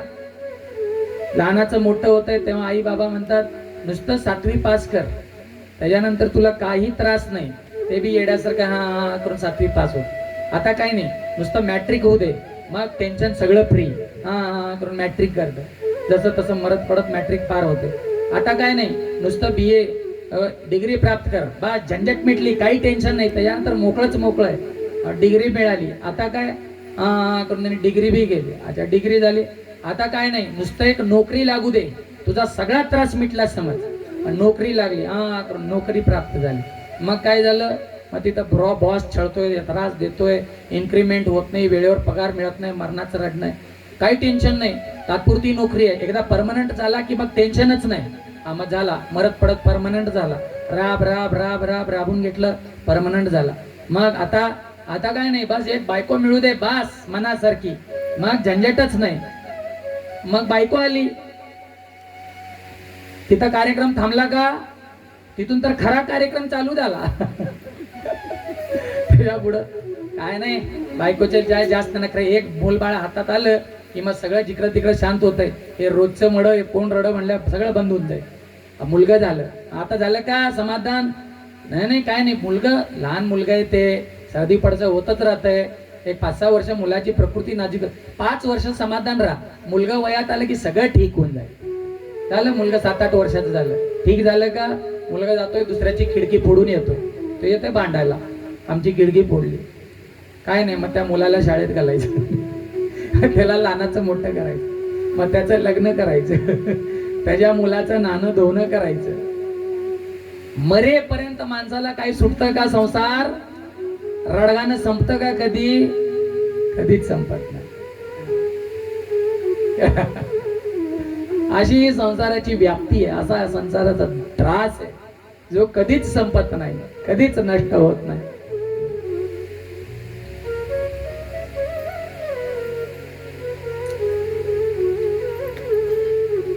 वेद पठणाचा अधिकार प्रत्येकाला नसतो.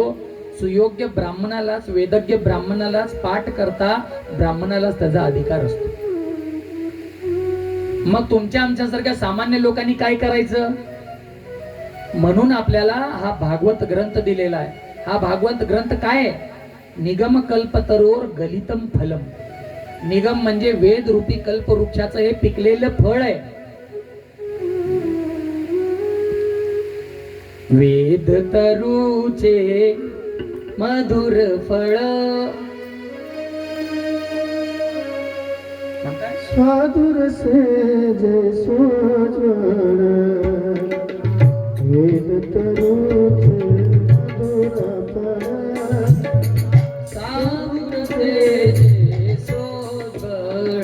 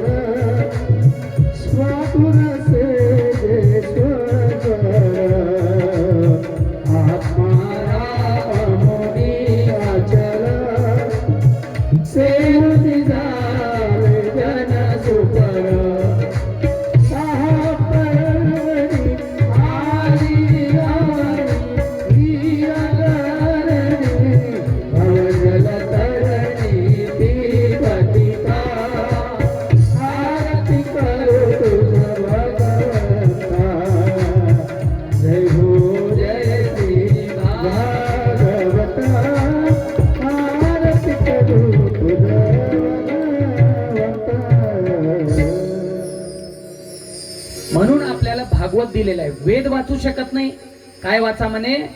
भागवत वाचा. भागवत वाचायला जमत नाही, भागवत ऐका. पहा पर्वणी आली, अवनी या धर्तीवर पर्वणी आली. कुठली? असा सोहळा कुठं नाही म्हणे, स्वर्गी सुद्धा नाही हा सोहळा. असा सोहळा स्वर्गी नाही. अशी पर्वणी या धर्तीवर, या अवनीवर आलेली आहे. त्रिताप जाती चिरये शांती. सगळ्या प्रकारचे दुःख, दर्द, ताप, कष्ट सगळे नष्ट होते केवळ ही भागवत कथा ऐकल्याने. का? कारण वेदांचं, वेद तरुचं, तरू म्हणजे झाड, वेद रूपी वृक्षाचं हे पिकलेलं फळ आहे श्रीमद भागवत. म्हणून या ठिकाणी सांगितले वेद्यम वास्तवम अत्र वस्तू शिवदम. भागवताचा मूळ विषय आहे वेदांचा सार. दुसरी गोष्ट लक्षात आली. पहिला नमस्कार केला, कुणाला केला? सत्याला. कुणाला? सत्याला. नंतर विषय वस्तू सांगितली. विषय वस्तू आहे वेदांचा सार. विषय वस्तू काय? वेदांचा सार. आता पाळी कशाची आली? आशीर्वादाची. तुम्हाला पाहिजे का आशीर्वाद? पाहिजे का व्यासांचा? कुणा कुणाला पाहिजे? हात वर करा. वा, निश्चित. नीट लक्ष देऊन ऐका. आता त्यांनी जो आशीर्वाद दिलाय तो मी तुम्हाला प्रदान करतो. याच दुसऱ्या श्लोकामध्ये पुढे ते म्हणतात, श्रीमद भागवते महामुनी कृते किंवा पररैश्वरः सद्यो हृद्यवरुद्ध तेत्र कृतिभिः शुश्रूविस्तक्षणात्. श्रीमद भागवते महामुनी कृते, वेदव्यासाने लिहिलेला हा भागवत ग्रंथ आहे. किंवा पररैश्वरः, दुसऱ्या कुठल्या ग्रंथाची काय गरज आहे हो? भागवत असताना भागवत ज्यांनी वाचलं त्याला दुसरा कुठलाच ग्रंथ वाचायची गरज नाहीये, कारण हा वेदांचा सार आहे. ज्यांनी भागवत वाचला त्यांनी काय वाचला? त्यांनी वेद वाचला. महामुनी कृते किंवा पररैश्वर सद्यो हृद्यवरुद्ध तेत्र कृतिभिः कृतिभिः शुश्रूविस्तक्षणात्. तत्क्षणात म्हणजे त्या क्षणी, त्या घटकेला. कोणत्या घटकेला? ज्या वेळी एखादा भागवत कथा ऐकणारा श्रोता मनामध्ये निर्धार करतो, 7 दिवस 7 रात्र एका ठिकाणी बसून मी भागवत कथा ऐकणार आहे. जसं त्या श्रोत्याने मनात संकल्प केला, सद्यो हृद अवरुद्ध तेत्र कृतिभिः शुश्रूविस्तक्षणात्, त्या क्षणी त्यांच्या हृदयामध्ये हरी अवरुद्ध होतो. नीट लक्ष देऊ नये का? काय आशीर्वाद आहे? व्यासदेव म्हणतात, माझ्या ग्रंथाचं जे वाचन करण्याचा संकल्प करतात किंवा माझ्या ग्रंथाला ऐकण्याची सदिच्छा जागृत करतात, त्याच्या हृदयामध्ये मी आशीर्वाद देतो म्हणे. तत्क्षणात, त्याच क्षणी त्याच्या हृदयामध्ये भगवान श्री हरींचा वास होतो. कृष्णचंद्र भगवान की जय. याच्यापेक्षा मोठा आशीर्वाद काय असू शकतो? ज्या अर्थी आपल्या या घाणेरड्या आपल्या हृदयामध्ये काम, क्रोध, लोभ, मद, मोह, मात्सर्य असे या 6 शत्रूंनी, षड रिपुंनी आपल्या या काळजाची, आपल्या हृदयाची कचरा कुंड केलेली आहे. काय केलेली आहे? या कचरा भरलेला आहे सगळ्या हृदयामध्ये. आहार, सगळ्या प्रकारचा कचरा भरलेला आहे. ईर्ष्या, द्वेष, लोभ, मोह, या सगळ्या कचराने आपलं बरबरलेलं हे हृदय झालेलं आहे, गलिच्छ झालेलं आहे. जशी कानांच्या माध्यमातून ही कथा आपल्या हृदयात जाते, शृण्वताम स्वकथा कृष्ण हा पुण्य श्रवण कीर्तना हृदयंतस्तो यभद्राणी विदुनोती सुरसता. आपण आंघोळ करतो त्यावेळेला साबण लावून कात्या घासून घासून स्वच्छ आंघोळ करतो की नाही? आपण एकदम स्वच्छ करतो घासून घासून शरीर, पण काळजाला कसं घासणार हो? शरीराला तर घासून स्वच्छ करू शकतो. हीच गोष्ट भागवत गीता महात्म्यामध्ये शंकराचार्य म्हणतात, मलिने मोचनम पुंसाम जलस्नानम दिने दिने सकृत गीतामृत स्नानम संसार मलनाशनम. रोज जशा प्रकारे आपण घासून घासून आंघोळ करतो आणि आपलं हे मलिन शरीर स्वच्छ बनवतो, परंतु तुम्हाला हृदय स्वच्छ करण्याची विधी माहित आहे का? हृदयाला आंघोळ घालण्याची विधी माहित आहे का? शृण्वताम स्वकथा कृष्ण, जेव्हा कृष्णाच्या कथा ऐकतो, कर्णाच्या माध्यमातून कर्णरंध्रातून त्या हृदयात जातात आणि हृदयंतस्थ आपल्या हृदयामध्ये स्थित अभद्राणी, जे अभद्र गोष्टी आहेत, विधुनोती म्हणजे विशेषेण धुनोती, एकदम चकाचक करून टाकतात नाही का? एकदम पिळून कपडे आपण कसं काढतो 10-12 वेळा घासून, बडवून, मारून, हारून, शेवटी नीळ घालून, झटकून, काय का? अशा प्रकारे या भगवंतांच्या कथा दोन्ही कानाच्या माध्यमातून कुठं जातात? हृदयामध्ये जातात आणि हृदयाला स्वच्छ करतात. एकेकाळी जी कचरा कुंडी होती, आता ते पांडुरंगाचं मंदिर झालेलं आहे. काय झालेलं आहे? चैतन्य महाप्रभू म्हणायचे, जे साक्षात कृष्ण आहे, काय म्हणायचे?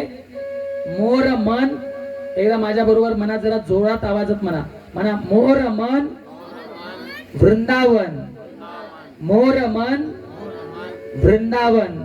आमचे गुरु महाराज लोकनाथ महाराज सांगतात, लोकांकडून म्हणून घेतात. महाप्रभू म्हणायचे मोर मन, बंगाली भाषा, मोर मन म्हणजे माझं मन. माझं मन आता काय झालेलं आहे? वृंदावन झालेलं. आतापर्यंत काय होता? हा कचरा होता, कचरा कुंड होती, त्याच्यामध्ये काम, क्रोध, लोभ, मद, मोह, मात्सरांनी डेरा टाकला होता. आता जशी मी भागवत कथा ऐकली, हा सगळा काय झाला, हे सगळे षड्रिपू पळून गेले. घाबरून काय झाले, त्यांनी घरदार सोडून टाकलेले. आता माझं हृदय काय झालेलं आहे? वृंदावन झालेलं आहे. काय झालेलं आहे? जोरात म्हणा, वृंदावन. आता या वृंदावनामध्ये कोण येणार? या वृंदावनामध्ये आता राधा कृष्णाची रासलीला होणार, गोपाळ कृष्णाच्या लीला होणार आपल्या हृदयामध्ये. आपलं हृदय आता काय झालं? मंदिर झालं. कशामुळे झालं? भागवत कथा ऐकल्यामुळे झालं. कशामुळं? भागवत कथा. तर अशा प्रकारे त्यांनी आशीर्वाद दिला. श्रीमद भागवते महामणी कृते किंवा परवैश्वरो सद्यो हृदयवरुद्ध तेत्र कृतिभिस्तश्रुविस्तक्षणा. ज्यावेळी आम्ही निर्धार केला की आपण या पंडालमध्ये बसून आता 7 दिवस कथा ऐकणार आहे, बघा महात्म्य गीता तुम्हाला कळालं का? कधी हा चमत्कार घडला? तुमच्या हृदयात येऊन ऑलरेडी देव बसलेला आहे. तुमच्या हृदयामध्ये आता काम, क्रोध, लोभ, मद, मोह, मात्सर्य राहिला नाही. तुमच्या हृदयात आता पांडुरंगाचा निवास झालेला आहे. तुमचं मंदिर आता रामाचं मंदिर झालेलं आहे. तुमचं हे हृदय एकेकाळी काय होती? एक झोपडी होती, तुटकी फुटकी काय होती? झोपडी होती. आता काय झालेलं आहे? देवाचा महाल झालेला आहे. मेरे झोपडी के भाग आज खुल गए हैं. कोण आलेलं आहे? हा, होऊन जा. रामायणे आएंगे, रामायणे, रामायणे आएंगे, रामायणे. मेरे झोपड़ी के बाग आज खुल जाएंगे, रामायणे. मेरे झोपड़ी के बाग आज खुल जाएंगे, रामायणे.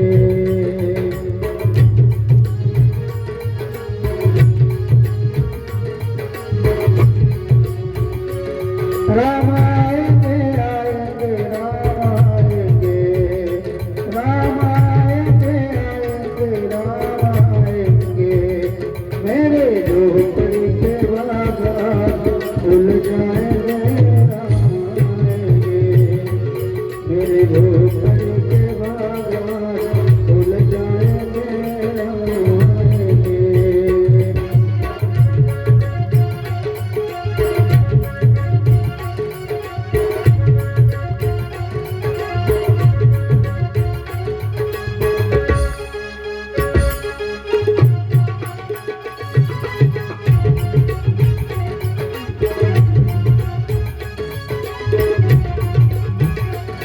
रामायणे तो अंगना सजाऊंगी, दीप जला के दिवाली मैं मनाऊंगी. रामायणे तो अंगना सजाऊंगी, दीप जला के दिवाली मैं मनाऊंगी. मेरे जन्मों के सारे पाप धुल जाएंगे, रामायणे. मेरे झोपड़ी के भाग आज खुल जाएंगे, रामायणे.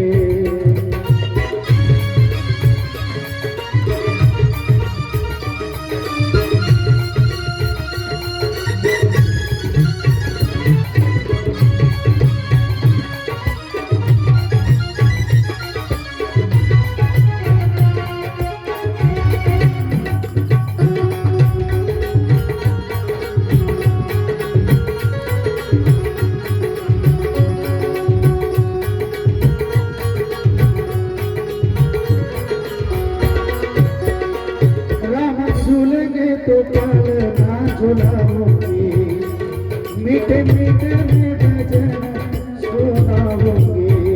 राम झूलेंगे तो पालना झुलाऊंगी, मीठे मीठे भजन मैं सुनाऊंगी. मेरे जिंदगी के सारे दुख मिट जाएंगे, रामायणे. मेरे झोपड़ी के भाग आज खुल जाएंगे, रामायणे. रामायणे आएंगे, रामायणे, रामायणे आएंगे, रामायणे. मेरे झोपड़ी के भाग आज खुल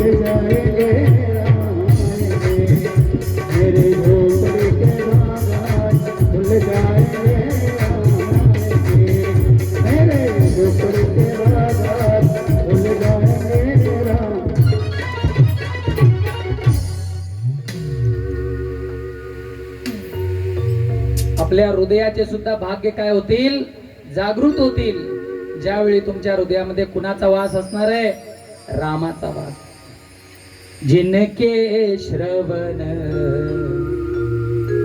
समुद्र समाना कथा तुम्हारी सुभग सरिनाना परहि निरंतर होईन पुरे राम बसहु तिनके गृहरुरे.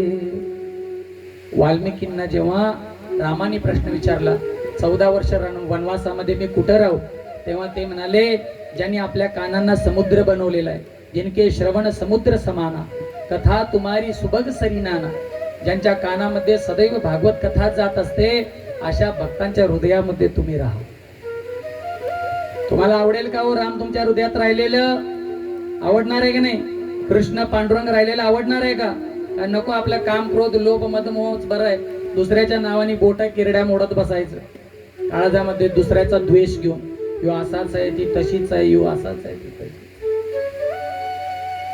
ज्या वेळेला दुसऱ्या प्रती आपण ईर्ष्या निर्माण करतो ना, ज्याच्या प्रती ईर्ष्या करतो त्याला तेवढा त्रास होत नाही, ज्या ईर्ष्येमुळे ईर्ष्या करणाऱ्याला सर्वात जास्त त्रास होतो. ज्याची ईर्ष्या करतोय त्याला तर माहितच नाही तुम्ही ईर्ष्या करताय, पण त्याच्या नावाने खडे फोडत फोडत आपलं हृदय काळं झालं, खडे फोडत फोडत आपलं हृदय कठोर झालं, आपलं हृदय कडू झालं, याची आपल्याला जाणीव आहे का? जो माणूस असं म्हणतो दुसऱ्याचं घर पेटवायला जातो, सगळ्यात आधी कुणाचा हात जळतो म्हणे, कुणाचा? पेटवण्याचा. अशा प्रकारे आपण या ठिकाणी आज सकाळच्या सत्रामध्ये ऐकलं कशा प्रकारे व्यासाने काय केलेलं आहे, नमस्कार केलेला आहे. कुणाला नमस्कार केला? लक्षात ठेवायचं, सत्याला नमस्कार केला. विषय वस्तू काय आहे? दुसरी वेदांचा सार. आणि आशीर्वाद काय आहे? भागवत जो कोणी ऐकतो किंवा ऐकण्याचा संकल्प करतो त्याच्या हृदयामध्ये भगवान श्री हरीचा वास. तुम्ही म्हणाला हो ह्याच्यापेक्षा स्पेशल काहीतरी आशीर्वाद मिळाला तर मजा आली असती, पैसा अडका काय, असं काय? या जगामध्ये प्रत्येक गोष्ट माणूस स्वतः कमवून घेऊ शकतो, पण भगवंतांची प्राप्ती साधू संतांच्या आशीर्वादाशिवाय होत नाही. पैसे कमवायला तुम्ही काय भिकारी आहे का की दुसऱ्यासमोर हात पसराले मग पैसे मिळतील? 2 माणसं होती, एकटा देवाला म्हणाला, देवा मला एवढी संपत्ती दे, एवढा पैसा दे, एवढा पैसा दे, एवढा पैसा दे.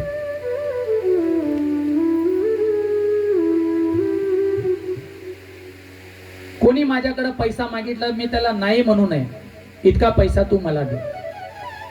आणि त्याच्याच विपरीत स्वभावाचा एक व्यक्ती होता, त्याचाच भाऊ होता. त्यांनी देवाकडे काय मागितलं, मला देवा एवढा पैसा दे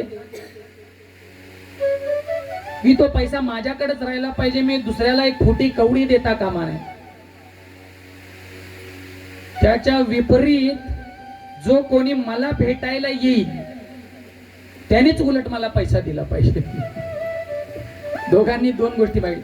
मला एक म्हणला मला एवढा पैसा दे की मागायला आलेला मोकळ्या हाताने जाऊ नये, दुसरा म्हणला जो मला भेटायला येईल तोच उलट मला पैसा देऊन जाऊ दे. दोघं भाऊ होते. तथास्तु देव म्हणाले. दुसऱ्या जन्मामध्ये एक गावाचा पाटील झाला, सरपंच झाला, गावाचा मालक झाला. जो कोणी त्याच्या दारात यायचा त्याला भरभरून तो दान द्यायचा. आणि दुसऱ्याला त्याच गावामध्ये देवाने एक भिकारी बनवलं. तुझ्याकडून कोणी पैसे मागणार नाही, उलट जो तुझ्या जवळ येईल तुलाच देऊन जाईल. आली का गोष्ट लक्षात? काय दुसऱ्यांच्या याच्यावर जगायचं आहे? अरे कर्तबगार बना. देवाने हात दिलीये, शक्ती दिलेली आहे, बुद्धी दिलेली आहे, वापर करा. एवढंच तुमचं आणि तुमच्या परिवाराचं पोट भरता येत नाही मग धिक्कार आहे त्या जन्माला. एवढं करता येत नाही तर देवाकडे अशा गोष्टी मागू नका ज्या तुम्ही करू शकता. देवाकडे अशा गोष्टी मागा ज्या तुमच्यानी होणार नाही. आली का गोष्ट लक्षात? भगवंतांकडे कुणाला मागावं? भगवंतांकडे भगवंतांनाच मागावं. म्हणून हा सगळ्यात मोठा आशीर्वाद आहे की तुमच्या हृदयामध्ये कृष्ण राहणार, पांडुरंग राहतील, नारायण राहतील, तुमच्या हृदयामध्ये राम राहतील. असं हिंदीमध्ये एक म्हण आहे, म्हणतात ज्या पर कृपा राम की होई ता पर कृपा करे सब कोई. एकदा का रामाची कृपा झाली मग दुसऱ्या कुणाच्या कृपेची गरज नाही.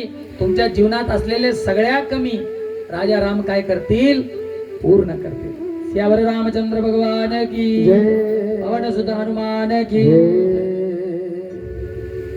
अशा प्रकारे या 3 श्लोकामध्ये मंगलाचरण झालेलं आहे. आता आपण केवळ छोटीशी एक गोष्ट पाहू. कशा प्रकारे कथानक आरंभ झालं. नैमिषे सूत मासीनम अभिवाद्य महामतीम. सूत गोस्वामी नैमिषे निमिष क्षत्रे ऋषय शौनकादय सत्रम स्वर्गाय लोकाय सहस्त्र समवासत. 1000 वर्षाचा यज्ञाचा संकल्प करून नैमिषारण्य नावाच्या ठिकाणी 88,000 ऋषीमुनी बसले आणि त्यांनी वेगवेगळा यज्ञ याग केला. यज्ञ करून करून त्यांची तोंड काळी झाली, मात्र देवाचं दर्शन काही झालं नाही. सरते शेवटी त्या यज्ञाला सगळं बाजूला करून त्यांनी सूत गोस्वामीला उंच गादीवर बसवलं आणि सूत गद्दीवर त्यांना बसून त्यांना 6 प्रश्न विचारले. किती प्रश्न विचारले? 6 प्रश्न. आणि या 6 प्रश्नांच्या उत्तरामध्येच हे 12 स्कंद भागवताचे संपूर्ण भागवत या 6 प्रश्नांची उत्तर आहे. कोणकोणती 6 प्रश्न आहेत आपण या ठिकाणी पाहू. सगळ्यात पहिला प्रश्न त्यांनी केला, या जगामध्ये माणसाच्या कल्याणाचं साधन सांगा. माणसाचं परम कल्याण कशामध्ये आहे, हा पहिला प्रश्न होता. दुसरा प्रश्न म्हणाले, आमच्याकडे एवढं वय नाहीये की आम्ही एवढे सगळे शास्त्र वाचत बसू, तर तुम्ही काय करा म्हणे, सगळ्या शास्त्रांचा सार काढून आम्हाला सांगा. सगळ्या शास्त्रांचा सार सांगा. तिसरा प्रश्न विचारला, या भगवंतांनी कित्येक अवतार घेतले, मत्स्य कूर्म वरा नरसिंह वामन परशुराम राम बलराम, या सगळ्या अवतारांच्या लीला आम्हाला सांगा. इतकंच नव्हे तर या अवतारामध्ये कृष्ण अवतार जो त्यांनी विशेष घेतला, त्या अवताराला प्रकट करण्याचं कारण काय, ते कारण आम्हाला सांगा. असा चौथा प्रश्न त्यांनी विचारला. पाचवा प्रश्न विचारला म्हणे, या कृष्णांनी बळीराम दादा बरोबर केलेल्या वृंदावनातल्या, गोकुळातल्या, मथुरेतल्या, द्वारकेतल्या, हस्तिनापुरातल्या, इतकंच नव्हे तर कुंडिनपूरच्या कौंडिन्यपूरमध्ये आलेल्या ते आपली पहिली बायको पळून जी नेली रुक्मिणीला, त्या सगळ्या लीला तुम्ही आम्हाला डिटेल मध्ये सांगा. असा त्यांनी 5वा प्रश्न विचारला. आणि सर ते शेवटी 6वा प्रश्न विचारत म्हणाले, धर्महकम कृष्णे स्वधामोपगते. जेव्हा भगवान श्रीकृष्ण या संसाराला सोडून आपल्या धामी गेले, धर्महकम शरणम गतः, या धर्माने कुणाची कास पकडली, या धर्माने कुणाचा आश्रय घेतला, या 6 प्रश्नांची तुम्ही आम्हाला काय करा म्हणे, उत्तर सांगा. तेव्हा शेवटच्या प्रश्नाचं उत्तर देऊन कार्यक्रम सुरू केला. सूत गोस्वामी म्हणाले, सर्वात आधी त्यांनी नमस्कार केला आपल्या गुरुजनांना आणि ते म्हणाले, कृष्णे स्वधामोपगते धर्म ज्ञानादिवी सह कलौ नष्ट दृश्यामेशाम पुराण अर्क अधुना उदित. ते म्हणाले, कृष्णे स्वधामोपगते, जेव्हा भगवान श्रीकृष्ण आपल्या स्वधामी गेले, धर्म ज्ञानादिवी सगळं धर्म ज्ञान ऐश्वर्य बळ सगळं कृष्णाबरोबर निघून गेलं. हो, या कलियुगामध्ये काही शिल्लक राहिलं नाही. मग साधू संतांनी प्रश्न विचारला, या कलियुगी लोकांचा उद्धार कसा होणार? मग हे बीडगावकर कधी येणार नाहीत का वैकुंठाला म्हणे? यांच्या उद्धाराचा काहीतरी मार्ग सांगा, काहीतरी पर्याय सांगा. पुराण अर्क अधुना उदितः. पुराण रूपी अर्क प्रकट झाला. अर्क सूर्याला म्हणतात. अर्क कशाला म्हणतात? सूर्याला. भगवान श्रीकृष्ण स्वतः या ग्रंथात समाविष्ट झाले. या ग्रंथामध्ये कृष्ण गेले, कृष्णाबरोबर धर्म आला, ज्ञान आलं, बळ आलं, ऐश्वर्य आलं, संपदा आली, सगळं या ग्रंथात आलं. आणि भगवान श्रीकृष्णाने कलौ नष्ट दृश्याम, या कलियुगाने, या काळ्या युगाने लोकांचे डोळे फोडून टाकले होते. लोकांना नीट दिसायचं बंद झालं होतं. लोक अज्ञानी झाले होते. तमसो मा ज्योतिर्गमय, त्यांना अंधकारातून बाहेर काढायची पाळी आली. जेव्हा रात्र होते, घनदाट रात्र होते, अमावस्येची, एक चांदणी सुद्धा आकाशात नसते. समजा इथली लाईट गेली, सगळा काळा एकदम काळा कुट्ट अंधार झाला, तर आपले स्वतःचे हातपाय तरी आपण पाहू शकतो का? आपल्याला समोरची वस्तू पाहण्यासाठी सूर्याच्या प्रकाशाची गरज असते. कशाची? सूर्याचा प्रकाश जेव्हा या घरावर पडतो तेव्हा हे घर आपल्याला ठळक दिसतं. सूर्याचा प्रकाश एखाद्या वस्तूवर पडतो तेव्हा ती वस्तू आपल्याला ठळक दिसते. अंधारामध्ये आपण स्वतःचे हातपाय सुद्धा बघू शकत नाही. कोणतीही वस्तू नीट पाहण्यासाठी आपल्याला कशाची गरज आहे? जोरात, सूर्यप्रकाशाची. कशाची? तशाच प्रकारे या आध्यात्मिक जगताला पाहण्यासाठी आध्यात्मिक भक्तीचं तत्व जाणून घेण्यासाठी, आध्यात्मिक ज्ञान प्राप्त करण्यासाठी ज्या सूर्याची आपल्याला गरज आहे तो सूर्य म्हणजे ग्रंथराज श्रीमद भागवत महापुराण की जय.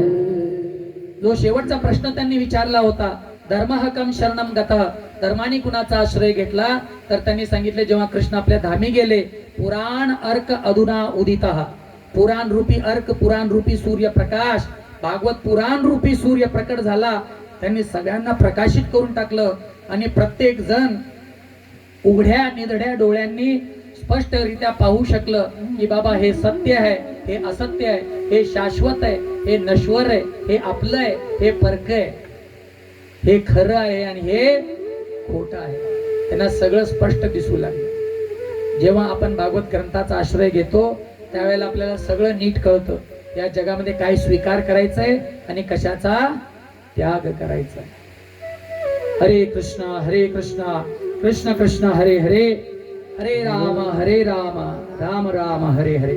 या साई प्रश्नांचं उत्तर संध्याकाळच्या कथेमध्ये आपण कथा आरंभ करू आणि सायंकाळच्या कथेमध्ये उर्वरित कथा पुढे सरकवण्यात येणार. या ठिकाणी आजचा हा सत्र आपण या ठिकाणी विश्राम देत आहोत.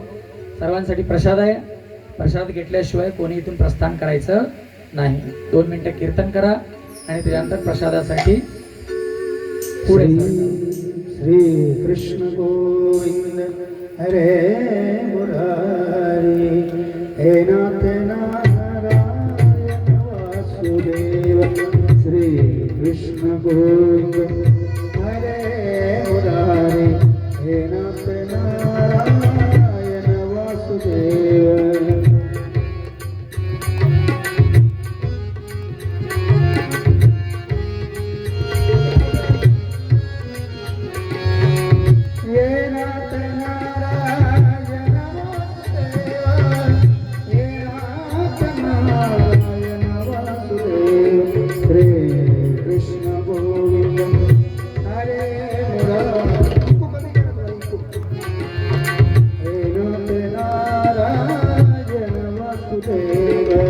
श्री कृष्ण गोविंद हरे मुरारी, हे नाथ नारायण वासुदेव. गोविंद हरे मुरारी, हे नाथ नारायण वासुदेव.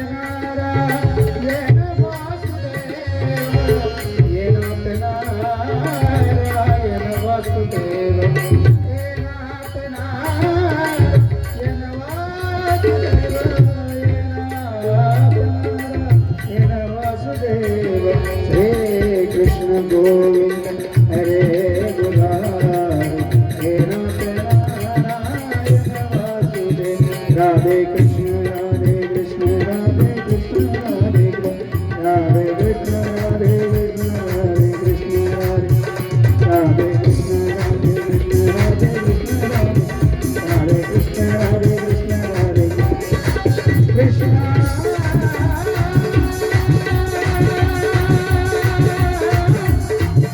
Hare Krishna.